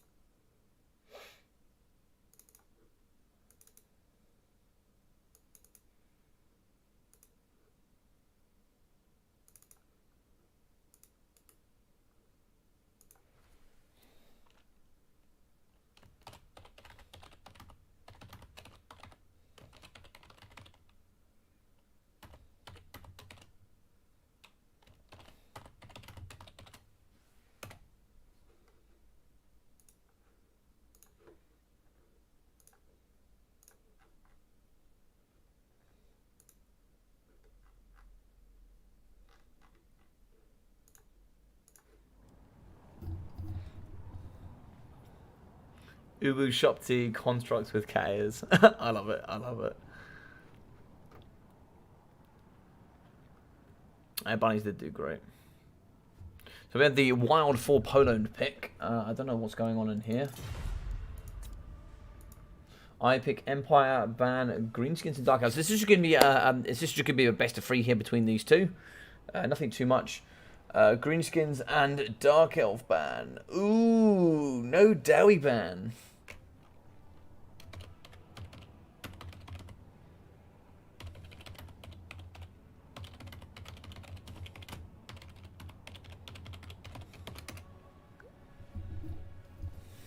Lovely. All right.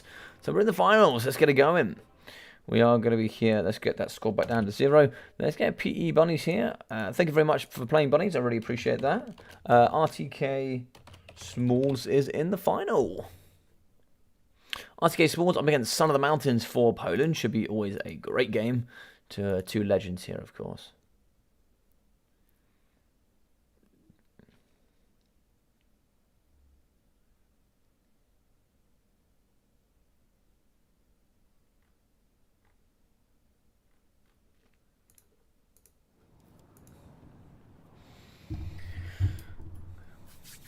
Alright, I'm excited for this match. I'm excited. This is going to be great. This is going to be great. I'm going back to my duck lair to plot some schemes and take over the world. See you soon. See you later, buddy. See you later, buddy. I'm actually going to send you a quick DM, actually. Mr. Quackalot. Mr. Quackalackalak. Where are you?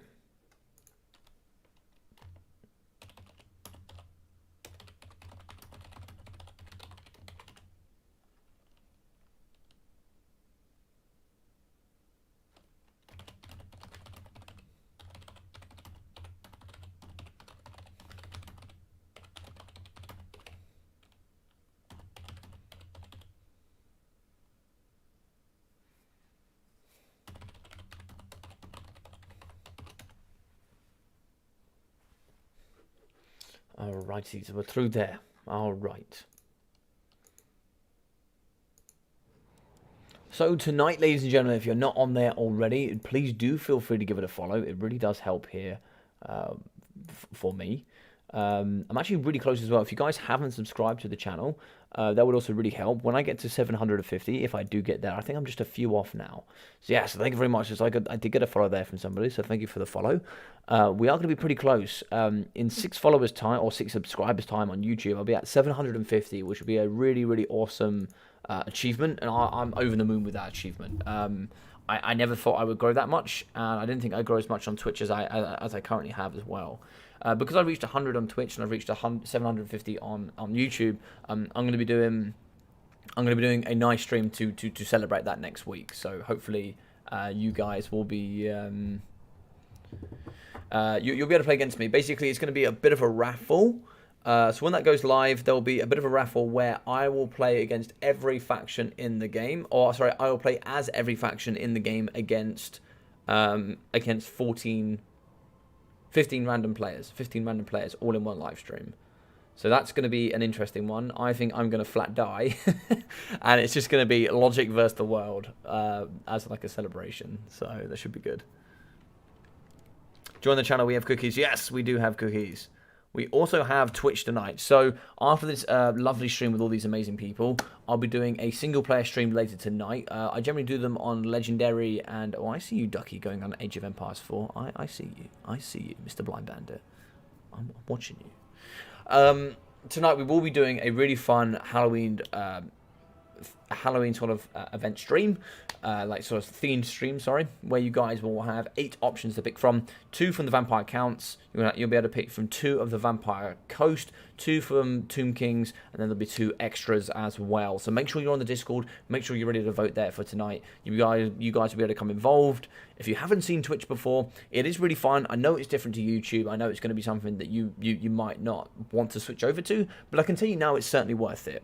It allows me to do more content for you guys, and on there you get channel points, and channel points are really fun. You can earn them whilst watching and earn them whilst talking, and then with those channel points you can just kind of screw me over however you like. So let's say I'm playing the Tomb Kings, you can force me to fight up against Rapans if you want. You just go, okay Logic, here's 5,000 points, go to war now, and I'll have to go to war, and you guys can make me lose as often as you like. And you guys can just do whatever you want. You can just do whatever you want. Yeah. So yeah, it's going to be pretty fun. So it should be pretty fun. You guys should be able to vote for quite a few bits and bobs. Just wait for 4 Poland.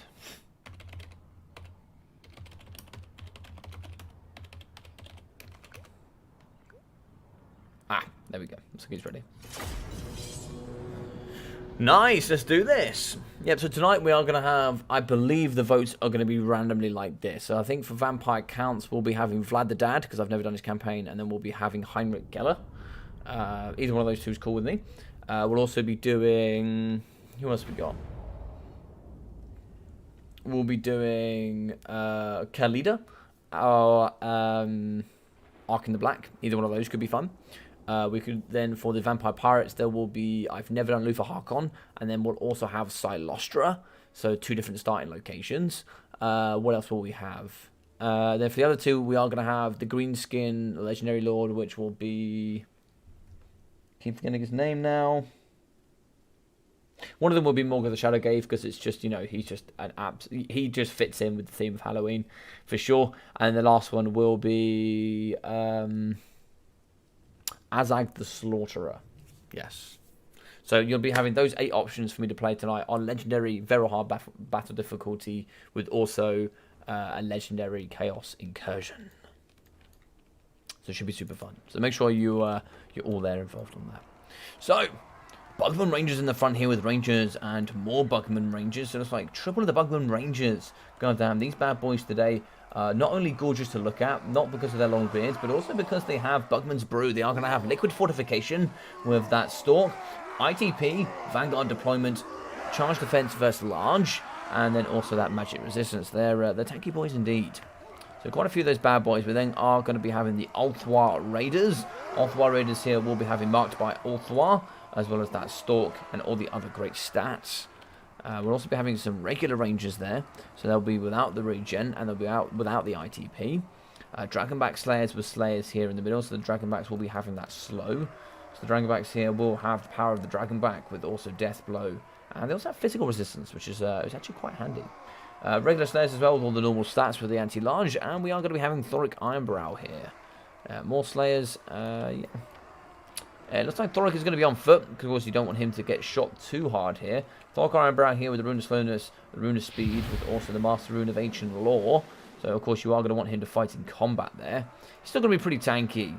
He's going to be a tanky boy. He's a great lord in general. We're going to be up here against the forces. We are going to be having Helmstorm Rocket Battery, 1 in each corner. We're going to be having some swordsmen in the front line, mixing in with some Demigryphs. Very nice. So the triple Demigryphs here coming in from Smalls. Look at that plate armor on the front. These things are goddamn sexy. We are going to be having the Jade Wizard here for the healing, mixing in with some more swordsmen. Jade Wizard here with Earthblood and Regrowth. So we are going to have a Warrior Priest as well with the Shield and the Hammer of Sigmar. Here he is. Warrior Priest with Shield of Faith, Scroll of Shielding, and the Hammer of Sigmar. These gorgeous boys. Look at their armor at the front. I'm a big fan of Demigryph Knights. I really love their aesthetic. We are going to have the Sunmaker, which is always going to be pretty fun. Yeah, this is a pretty good army, I think. I can't see the Lord choice, though. Oh, there he is. Oh, we are going to have the Arc Collector. Okay. So the Arc Collector on horseback today. Arc Collector will have Grand Shield of Faith and the Hammer of Sigmar. The Hammer of Sigmar. Yes.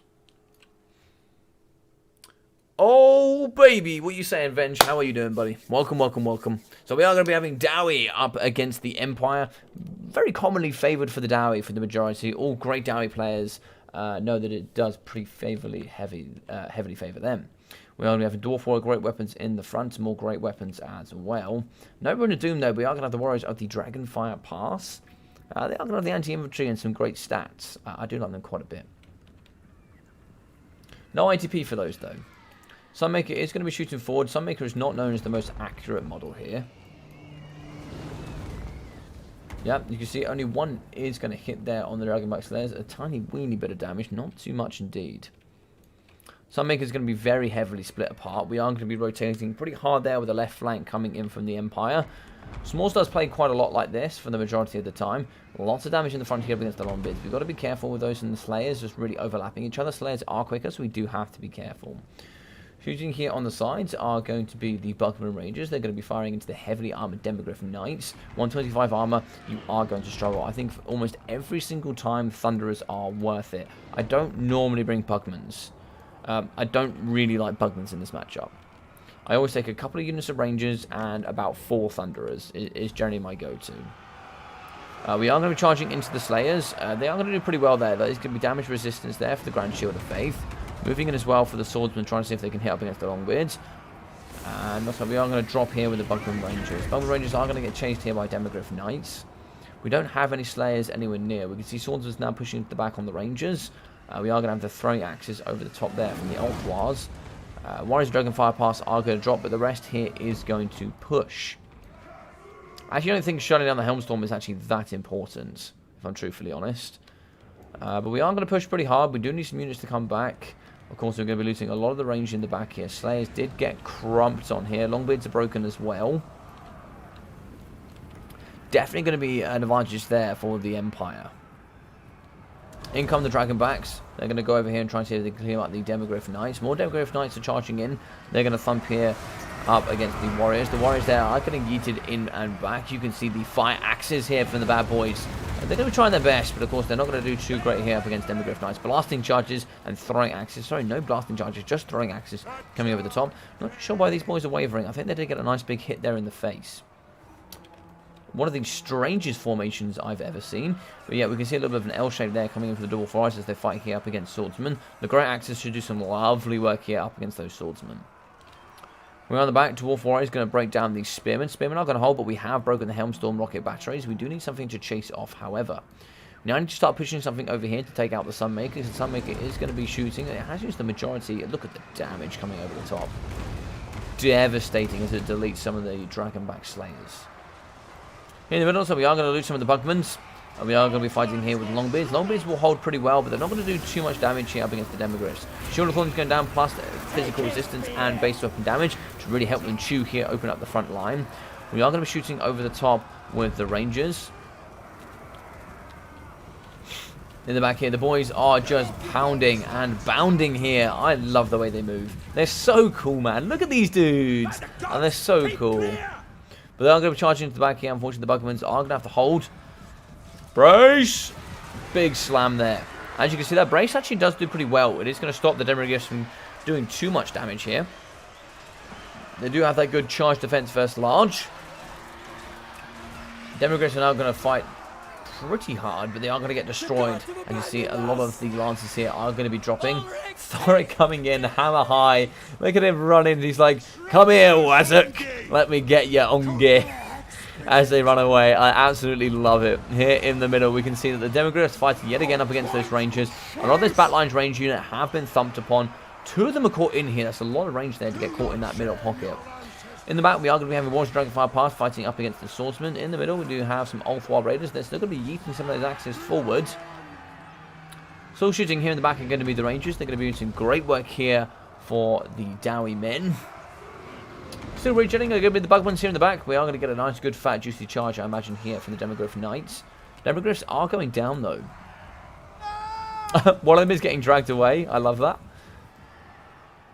Where is he as well? Oh, here he is. We are going to be seeing Thoric Ironbrow coming back into the mixture. He's going to be faster on foot.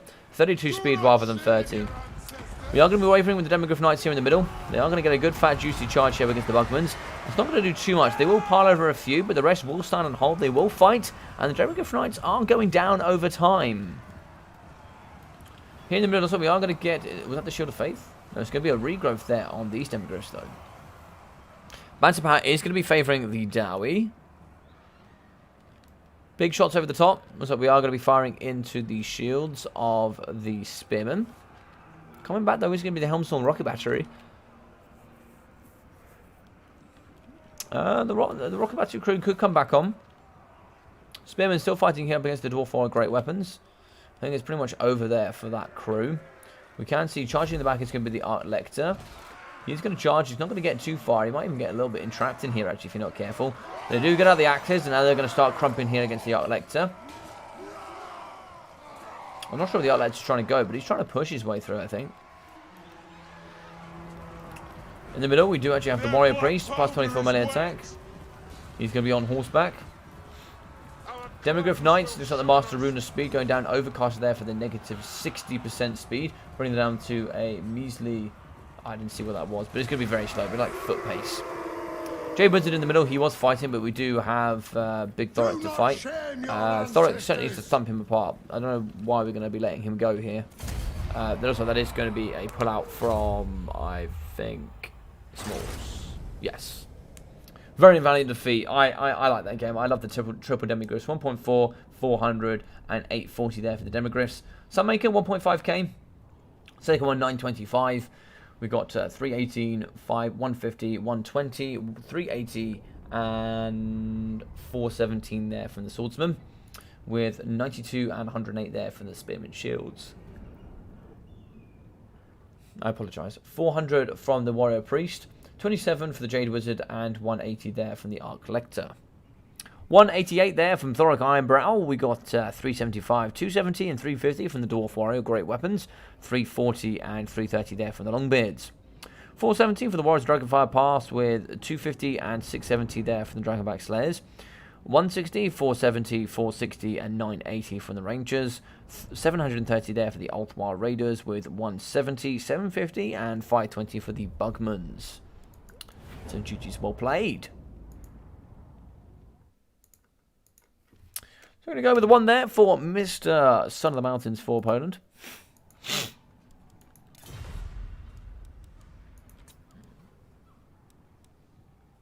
I'm pretty sure I hurt myself more with the Sunmaker. Amazing. Amazing.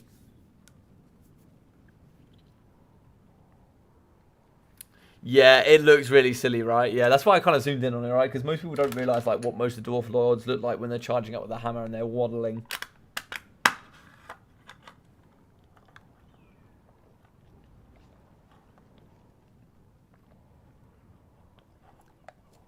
Amazing.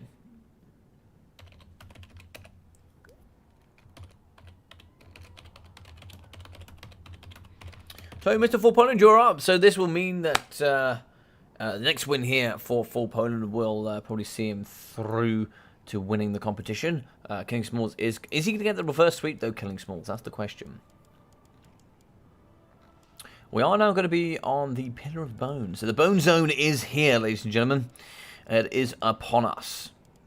Where is the Bone Zone? Or is it just Pillar of Bone? It might just be Pillar of Bone, to be fair. Classic Bone Zone, just hiding.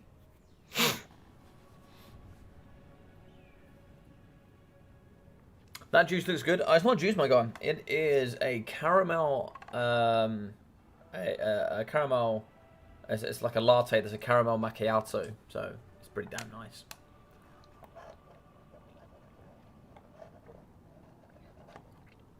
Yeah. That's pretty good, man. It's pretty good. So everybody, in the final here, if you are enjoying today, please feel free to smash that like button. It really helps here on the channel. That like button, what that does for me as a bit of support, it certainly pushes out this live stream to the wider audience. So the more likes I get, the further YouTube will promote it. Same as well, if you haven't already, if you feel free to follow the channel or subscribe here in this case, it would be also very helpful. It really does help me grow. And my target there is, of course, you know, we're just hitting the 750, which was my next one. But the one after that will be 1,000. That allowed me to become a partner with CA, give you guys more content and earlier access content, as well as also become a partner here with YouTube. So I can support myself a little bit more financially as well. So that would be great if you guys wouldn't help me with that. That would be amazing. If you've already done both of those things, do feel free to share this channel with a friend, as that also does help as well. So, you know, if everybody shared it with a friend and at least, you know, 50% of those guys did follow, that'd be another 300 subscribers. So, you know, that'd be half my half my following. So that'd be great if you guys were willing to do that.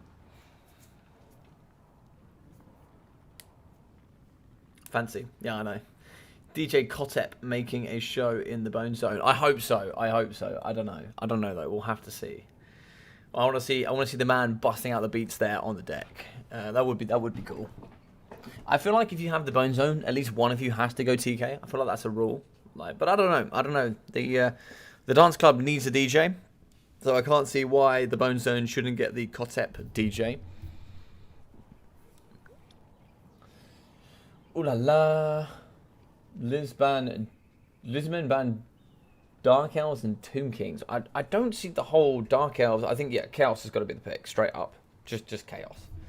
Like, you're pretty much picking Chaos no matter what you pick here. I had a couple of conversations. I think Chaos is the best current counter-picking faction in the game. But by far. Like, it's not even close. It is the best counter-picking faction in the game. The reason being is the top three in the current game, pretty obvious, right? So we've got Beastmen, Lizardmen, and what else? They're the top 3. Chaos do well against all those 3. They do very well against all those 3. I'd say they slightly negative favour against Wood Elves, but very slightly, very slightly. There's not much in it. You can play extremely well with Chaos. Chaos also counter everything in A tier. They do pretty well against Greenskins. It is Greenskin favoured, but very gently, but they do very well there. You can certainly see them win very comfortably. They also do well against Bretonnia, who I consider in the A tier. I know some consider they're in the B tier, but I do consider them A tier. And they do well up against other factions as well. They do well against Skaven. They do well against Dowie, which are also in the C tier. Yeah, they can do. Sorry, I think B tier. Sorry, they can do well against many other of the top level factions. I think they quite comfortably go even, if not a great counter, against at least 7 or 8 factions, if not more. I just think Chaos right now are a really, really good pick to have. So yeah, it's interesting.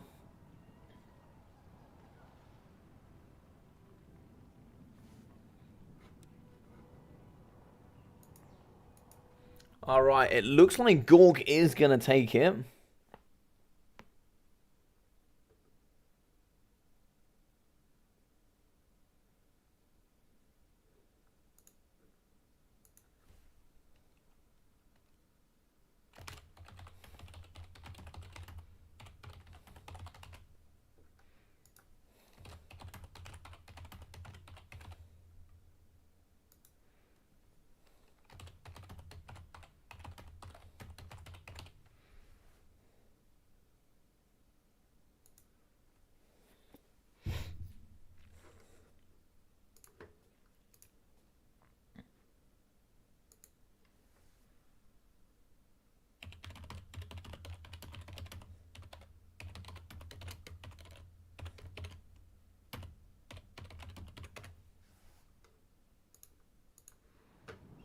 Both are ready, let's do this.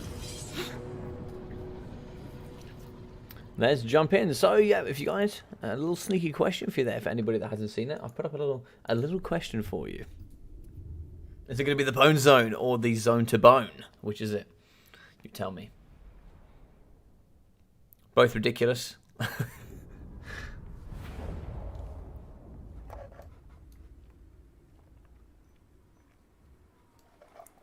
One-handed camera work there. All right. So we've seen a couple of trees here on the left-hand side of the map. A couple more trees on the back side. So the left-hand side is pretty heavily tree-favoured. We do have some on the right, but of course that's just going to be there on the mound. A little bit of space to work with here, not too much.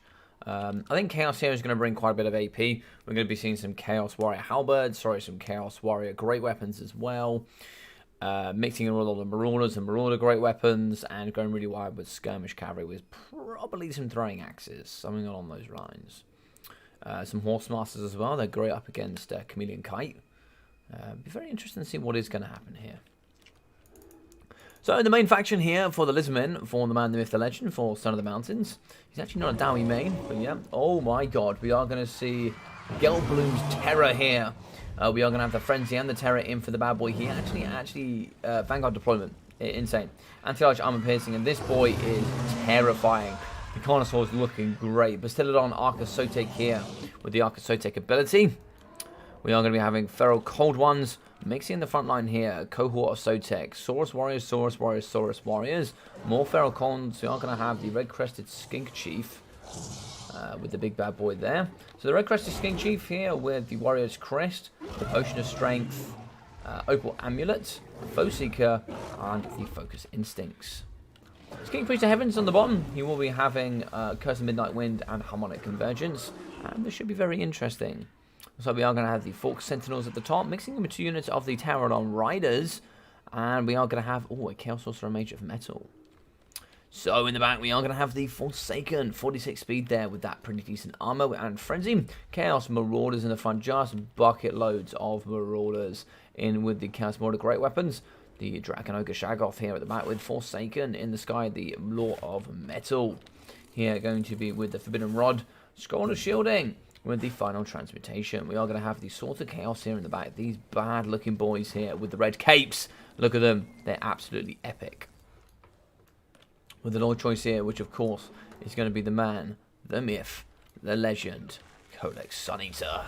So Kolek today here with the Star Crusher and the Lord of the Storm in with that nice magic spell. Final Transmutation is going to be pretty strong here. It's going to do some nice work indeed. If Legendary Lord on the battlefield, Kotep or Vlad, it is the Bone Zone. If Sigvald or Marathi, it is the Zone to Bone. Yes, indeed. I love that, dog. I love that. I love that. Let's go. This build here is made for Chads. Unfortunately, there's no skirmish cavalry, so welcome darkness, my old friend, when it comes down to the Terror Riders. Here I just shoot the Sword of Chaos. Like, what are they going to do? Or just actually go poke up against the Dragon Ogre Shagoff. He's only got 70 armor. Chaos Ultra Metal is going to move through. We get a Fine Transportation in here that could be very strong indeed. We really want to get the Geltbloom's Terror in up against Kolek. Kolek will do some nice work, but he will also delete here. Kolek is going to be in the middle. We do actually see the cohort Sotep refuse to die here, thumping with that great AP. Curse of Midnight Wind down, negative melee attack, negative armor, and in comes the Red Crested Skin Chief. We are going to be seeing Potion of Strength mixing with Warrior's Crest, the Opal Amulet, and Foe Seeker coming in to slap out the backside of the big man himself. Swords of Chaos now going to charge in. They are going to meet up against the Bastillon. The Bastillon is getting thumped here. Kolek in with Star Crusher, deleting the Bastillon. He's barely moving. And look at the damage coming out. We are going to use an ability here, but we need to get in with the Red Crested Skink Chief. He's going to be moving in up against the Forsaken. Unfortunately, the cohort Sotep moving in the wrong direction. We need to get in and help the big bad Bastillon. Gary here is getting thumped on by the big hammer. We are going to be shooting over top of the Pterodon Riders. Over here, we are firing into the Dragon Ogre Shagoff. Right-hand side, we are going to be winning here with the nice Chaos. Chaos brought a great weapon, stamping it up against Saurus Warriors. And same can be said here. Although Saurus Warriors should be able to win out the day, but Chaos Warriors are very cost efficient. In the Skyless, we have broken the Chaos Sorcerer. On the floor here, looks like we do have Kolek fighting here against the Red Crested Skink. And what is this? This is going to be the Lord of the Storm. Yeah, Lord of the Storm going down here on the cohort of Sotek. Great spell going down. We can see here Curse of Midnight Wind going down. Negative 24 melee attack, negative armor. Kolek is getting thumped upon here by the Geltbloom's Terror. The big boys going at it here. We also have in the Dragon Ogre Shagoff, negative armor and melee attack. He's going to get deleted here. We do need to get these Terran Riders in, start thumping up against the Dragon Ogre Shagoff. And as we can see, the Kolek Suneater is going to run away, tail between his legs, as he has been beaten here by the mighty Terror. Geltbloom is going to be roaring in victory here in the middle, but we are starting to lose the backside of the Red Crested Skink Chief. We can see, no, he's going to get a rear charge in. Oh, Geltbloom comes in with an absolute side swipe here up against Kolek, but Kolek is going to thump now up against the big daddy Red Crested. We're now going to move in, wavering here for Kolek Suneater. Balance of power is going to be in the Lisman favor. Great AP coming out from the cohort of Sotek, really thumping it here up against those Forsaken. We can see wavering here, it's going to be the Red Crested Skink Chief. He is going to hold. We can see Geltbloom has chased off Kolek Suneater. We can now start using the Fork Sentinels to get in and thwap up the backside here of that juicy boy. We are going to break in with the Red Crested Skink Chief, but the Geltbloom's Terror is now going to go hand-to-hand. Fisticuffs here up against the Dragon Ogre Shagoff. The big boys are going to be in. Some great damage here in the middle. We can see those colourful Fork Sentinels in as well, whipping it back and forth here in the middle of the Bone Zone. As we can see here in the middle, getting quite a bit of damage down here on the Geltbloom's Terror. He needs to focus down the Dragon Ogre. Looks like we have the Scholar Shielding going down, plus 20% damage resistance there for the bad boy in the pocket. As we do see the Chaos Sorcerer using Forbidden Rod, diving in, trying to see if we can get maybe another final transmutation. Looks like we do return here with Skink Chief, but he's going to break almost immediately, but then come back, but then break. Not too sure what's going on there. Kolek is back on the other side of the battlefield, so we do have some wavering Pterodons flying about here. In the back, we have the AP Feral Cold Ones, and Kolek here on 1.1k health. Now, he is terrified to see come back to the battlefield. Unfortunately, Geltbloom's Terror, Harmonic Convergence going down. He is struggling here in the middle. We can see a charge here from the Bastillodon. We should be able to do some good work here in the middle, but the Swords of Chaos are in, and they're fighting up against the Geltblooms. He's now going to charge out and meet Kolek. It now all comes down to RNGesus. Big thump from the hammer there. We can see Cold Blooded going down, plus 16 leadership. And looks like Star Crusher coming out of Kolek Suneater. Rear charge there from the Skink Priest. He's going to try. It's cute. But we can see the Geltbloom's Terror is going to be thumping it right into the flank there of Kolek. That is going to reduce his melee defense. And he's going to be wavering, and he breaks. And he's only got one more break left in him. Maybe, oh, he dies! Look at the backflip there. Gelbloom just flipping him over there, using his mouth and just digging in those ginormous teeth. A ginormous headbutt through to the backside of the Dragon Ogre to finish him off as he falls. That is going to be balance of power. Army losses and GG's well played. God damn, what a battle. What an absolute battle of just chattery. There was so much chat in both these builds, I have no idea. But 2,240 there for Kolek Suneater, with 820 for the Chaos Sorcerer of Metal. 200, 277, 250, 220, and 310 for the Chaos Marauders, with 480 and 490 for the Great Weapons. We can see 560 and 220 for the Forsaken, with 1.3k in for the Swords of Chaos, and 2,250 for the Dragon Ogre Shaggoth. 1,900 here for the Red Crested Skink Chief, 23 for the Skink Priest of Heavens. I really like Incursed with Not Wind at the moment, very strong ability. We can see 430, 600, and 840 for the Saurus Warriors, with 940 there for the Cohort of Sotek. If you use that Refuse to Die ability enough, you can get some tremendous damage value from the Cohort of Sotek. 166 and 244 there for the Feral Cold Ones, with 730 and 620 for the Pterodon Riders, with 1.1 in for the Fork Sentinels that actually have added physical resistance, so they can do pretty well in melee combat. 960 there for the Ark of Sotek for the Bastillodon, and for the boy, 2,370 damage value for the Gelbloom's Terror. A boy that I don't see very often, but certainly made a humongous impact here in the middle. GG's well played, and what an awesome game to finish out the stream on.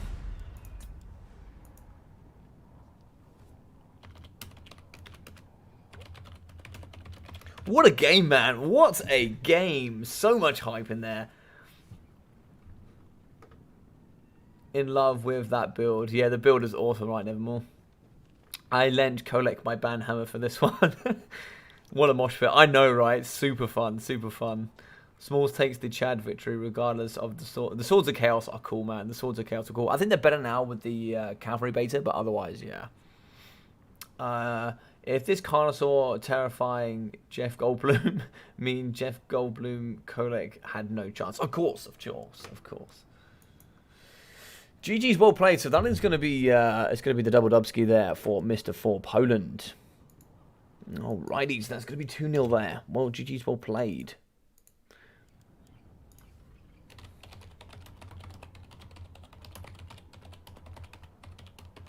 Thanks for playing today, gents. I really appreciate having you guys on. So very quickly, guys, before you all shoot off, and I know you've got amazing evenings to go get involved with, I'm sure. For those that are not already, feel free to join up to Twitch. We have another stream tonight. I haven't fully set on what I'm going to do, but there's opportunity for you to vote on the Discord. So make sure we can see here. You can join up with myself on Twitch. Make sure you also join here on the Discord. So I'll invite you guys to General. So make sure you join up in there. And most importantly as well, if you want to see all of the tournaments that are coming forward so you guys can get involved a little bit more here as well, what you need to do is you need to go and join here to the challenge page. I don't share my challenge page enough. I should really share it more. But the challenge page is where you can sign up and involve yourself in all my tournaments. Also, tournaments will be there on Discord. So come make yourself be known. I'll get you guys involved in these tournaments. And I invite quite a lot of people here that play regularly. No problem. You have a great day. Awesome games. Thanks for the invite, Logic. No problem, dude. No problem. No problem at all. Yeah, so make sure you're on all those three. That'll make you aware of all my tournaments and all of my live streams. You can vote on everything there in the Discord. You can see all of my tournaments on Challenge. This Friday is actually going to be Battlemania, so make sure you're ready for that. It's going to be week 3, and there's big prize pools coming out for that as well. Tonight, we are going to be doing Twitch. You guys can vote in the Discord of what you want to see and what you want to be involved in, as well as... There's going to be lots more coming. There's going to be lots and lots and lots more coming. So, yeah. Other than that, everybody, you take care of yourselves. It was lovely to see all of you today. I hope you have a fantastic evening. You enjoy the festivities that is going to be Halloween. Go out, have fun, be safe, drink lots of water, and enjoy all the candy you collect today. So, you guys take care of yourselves, and I'll see you all very, very soon.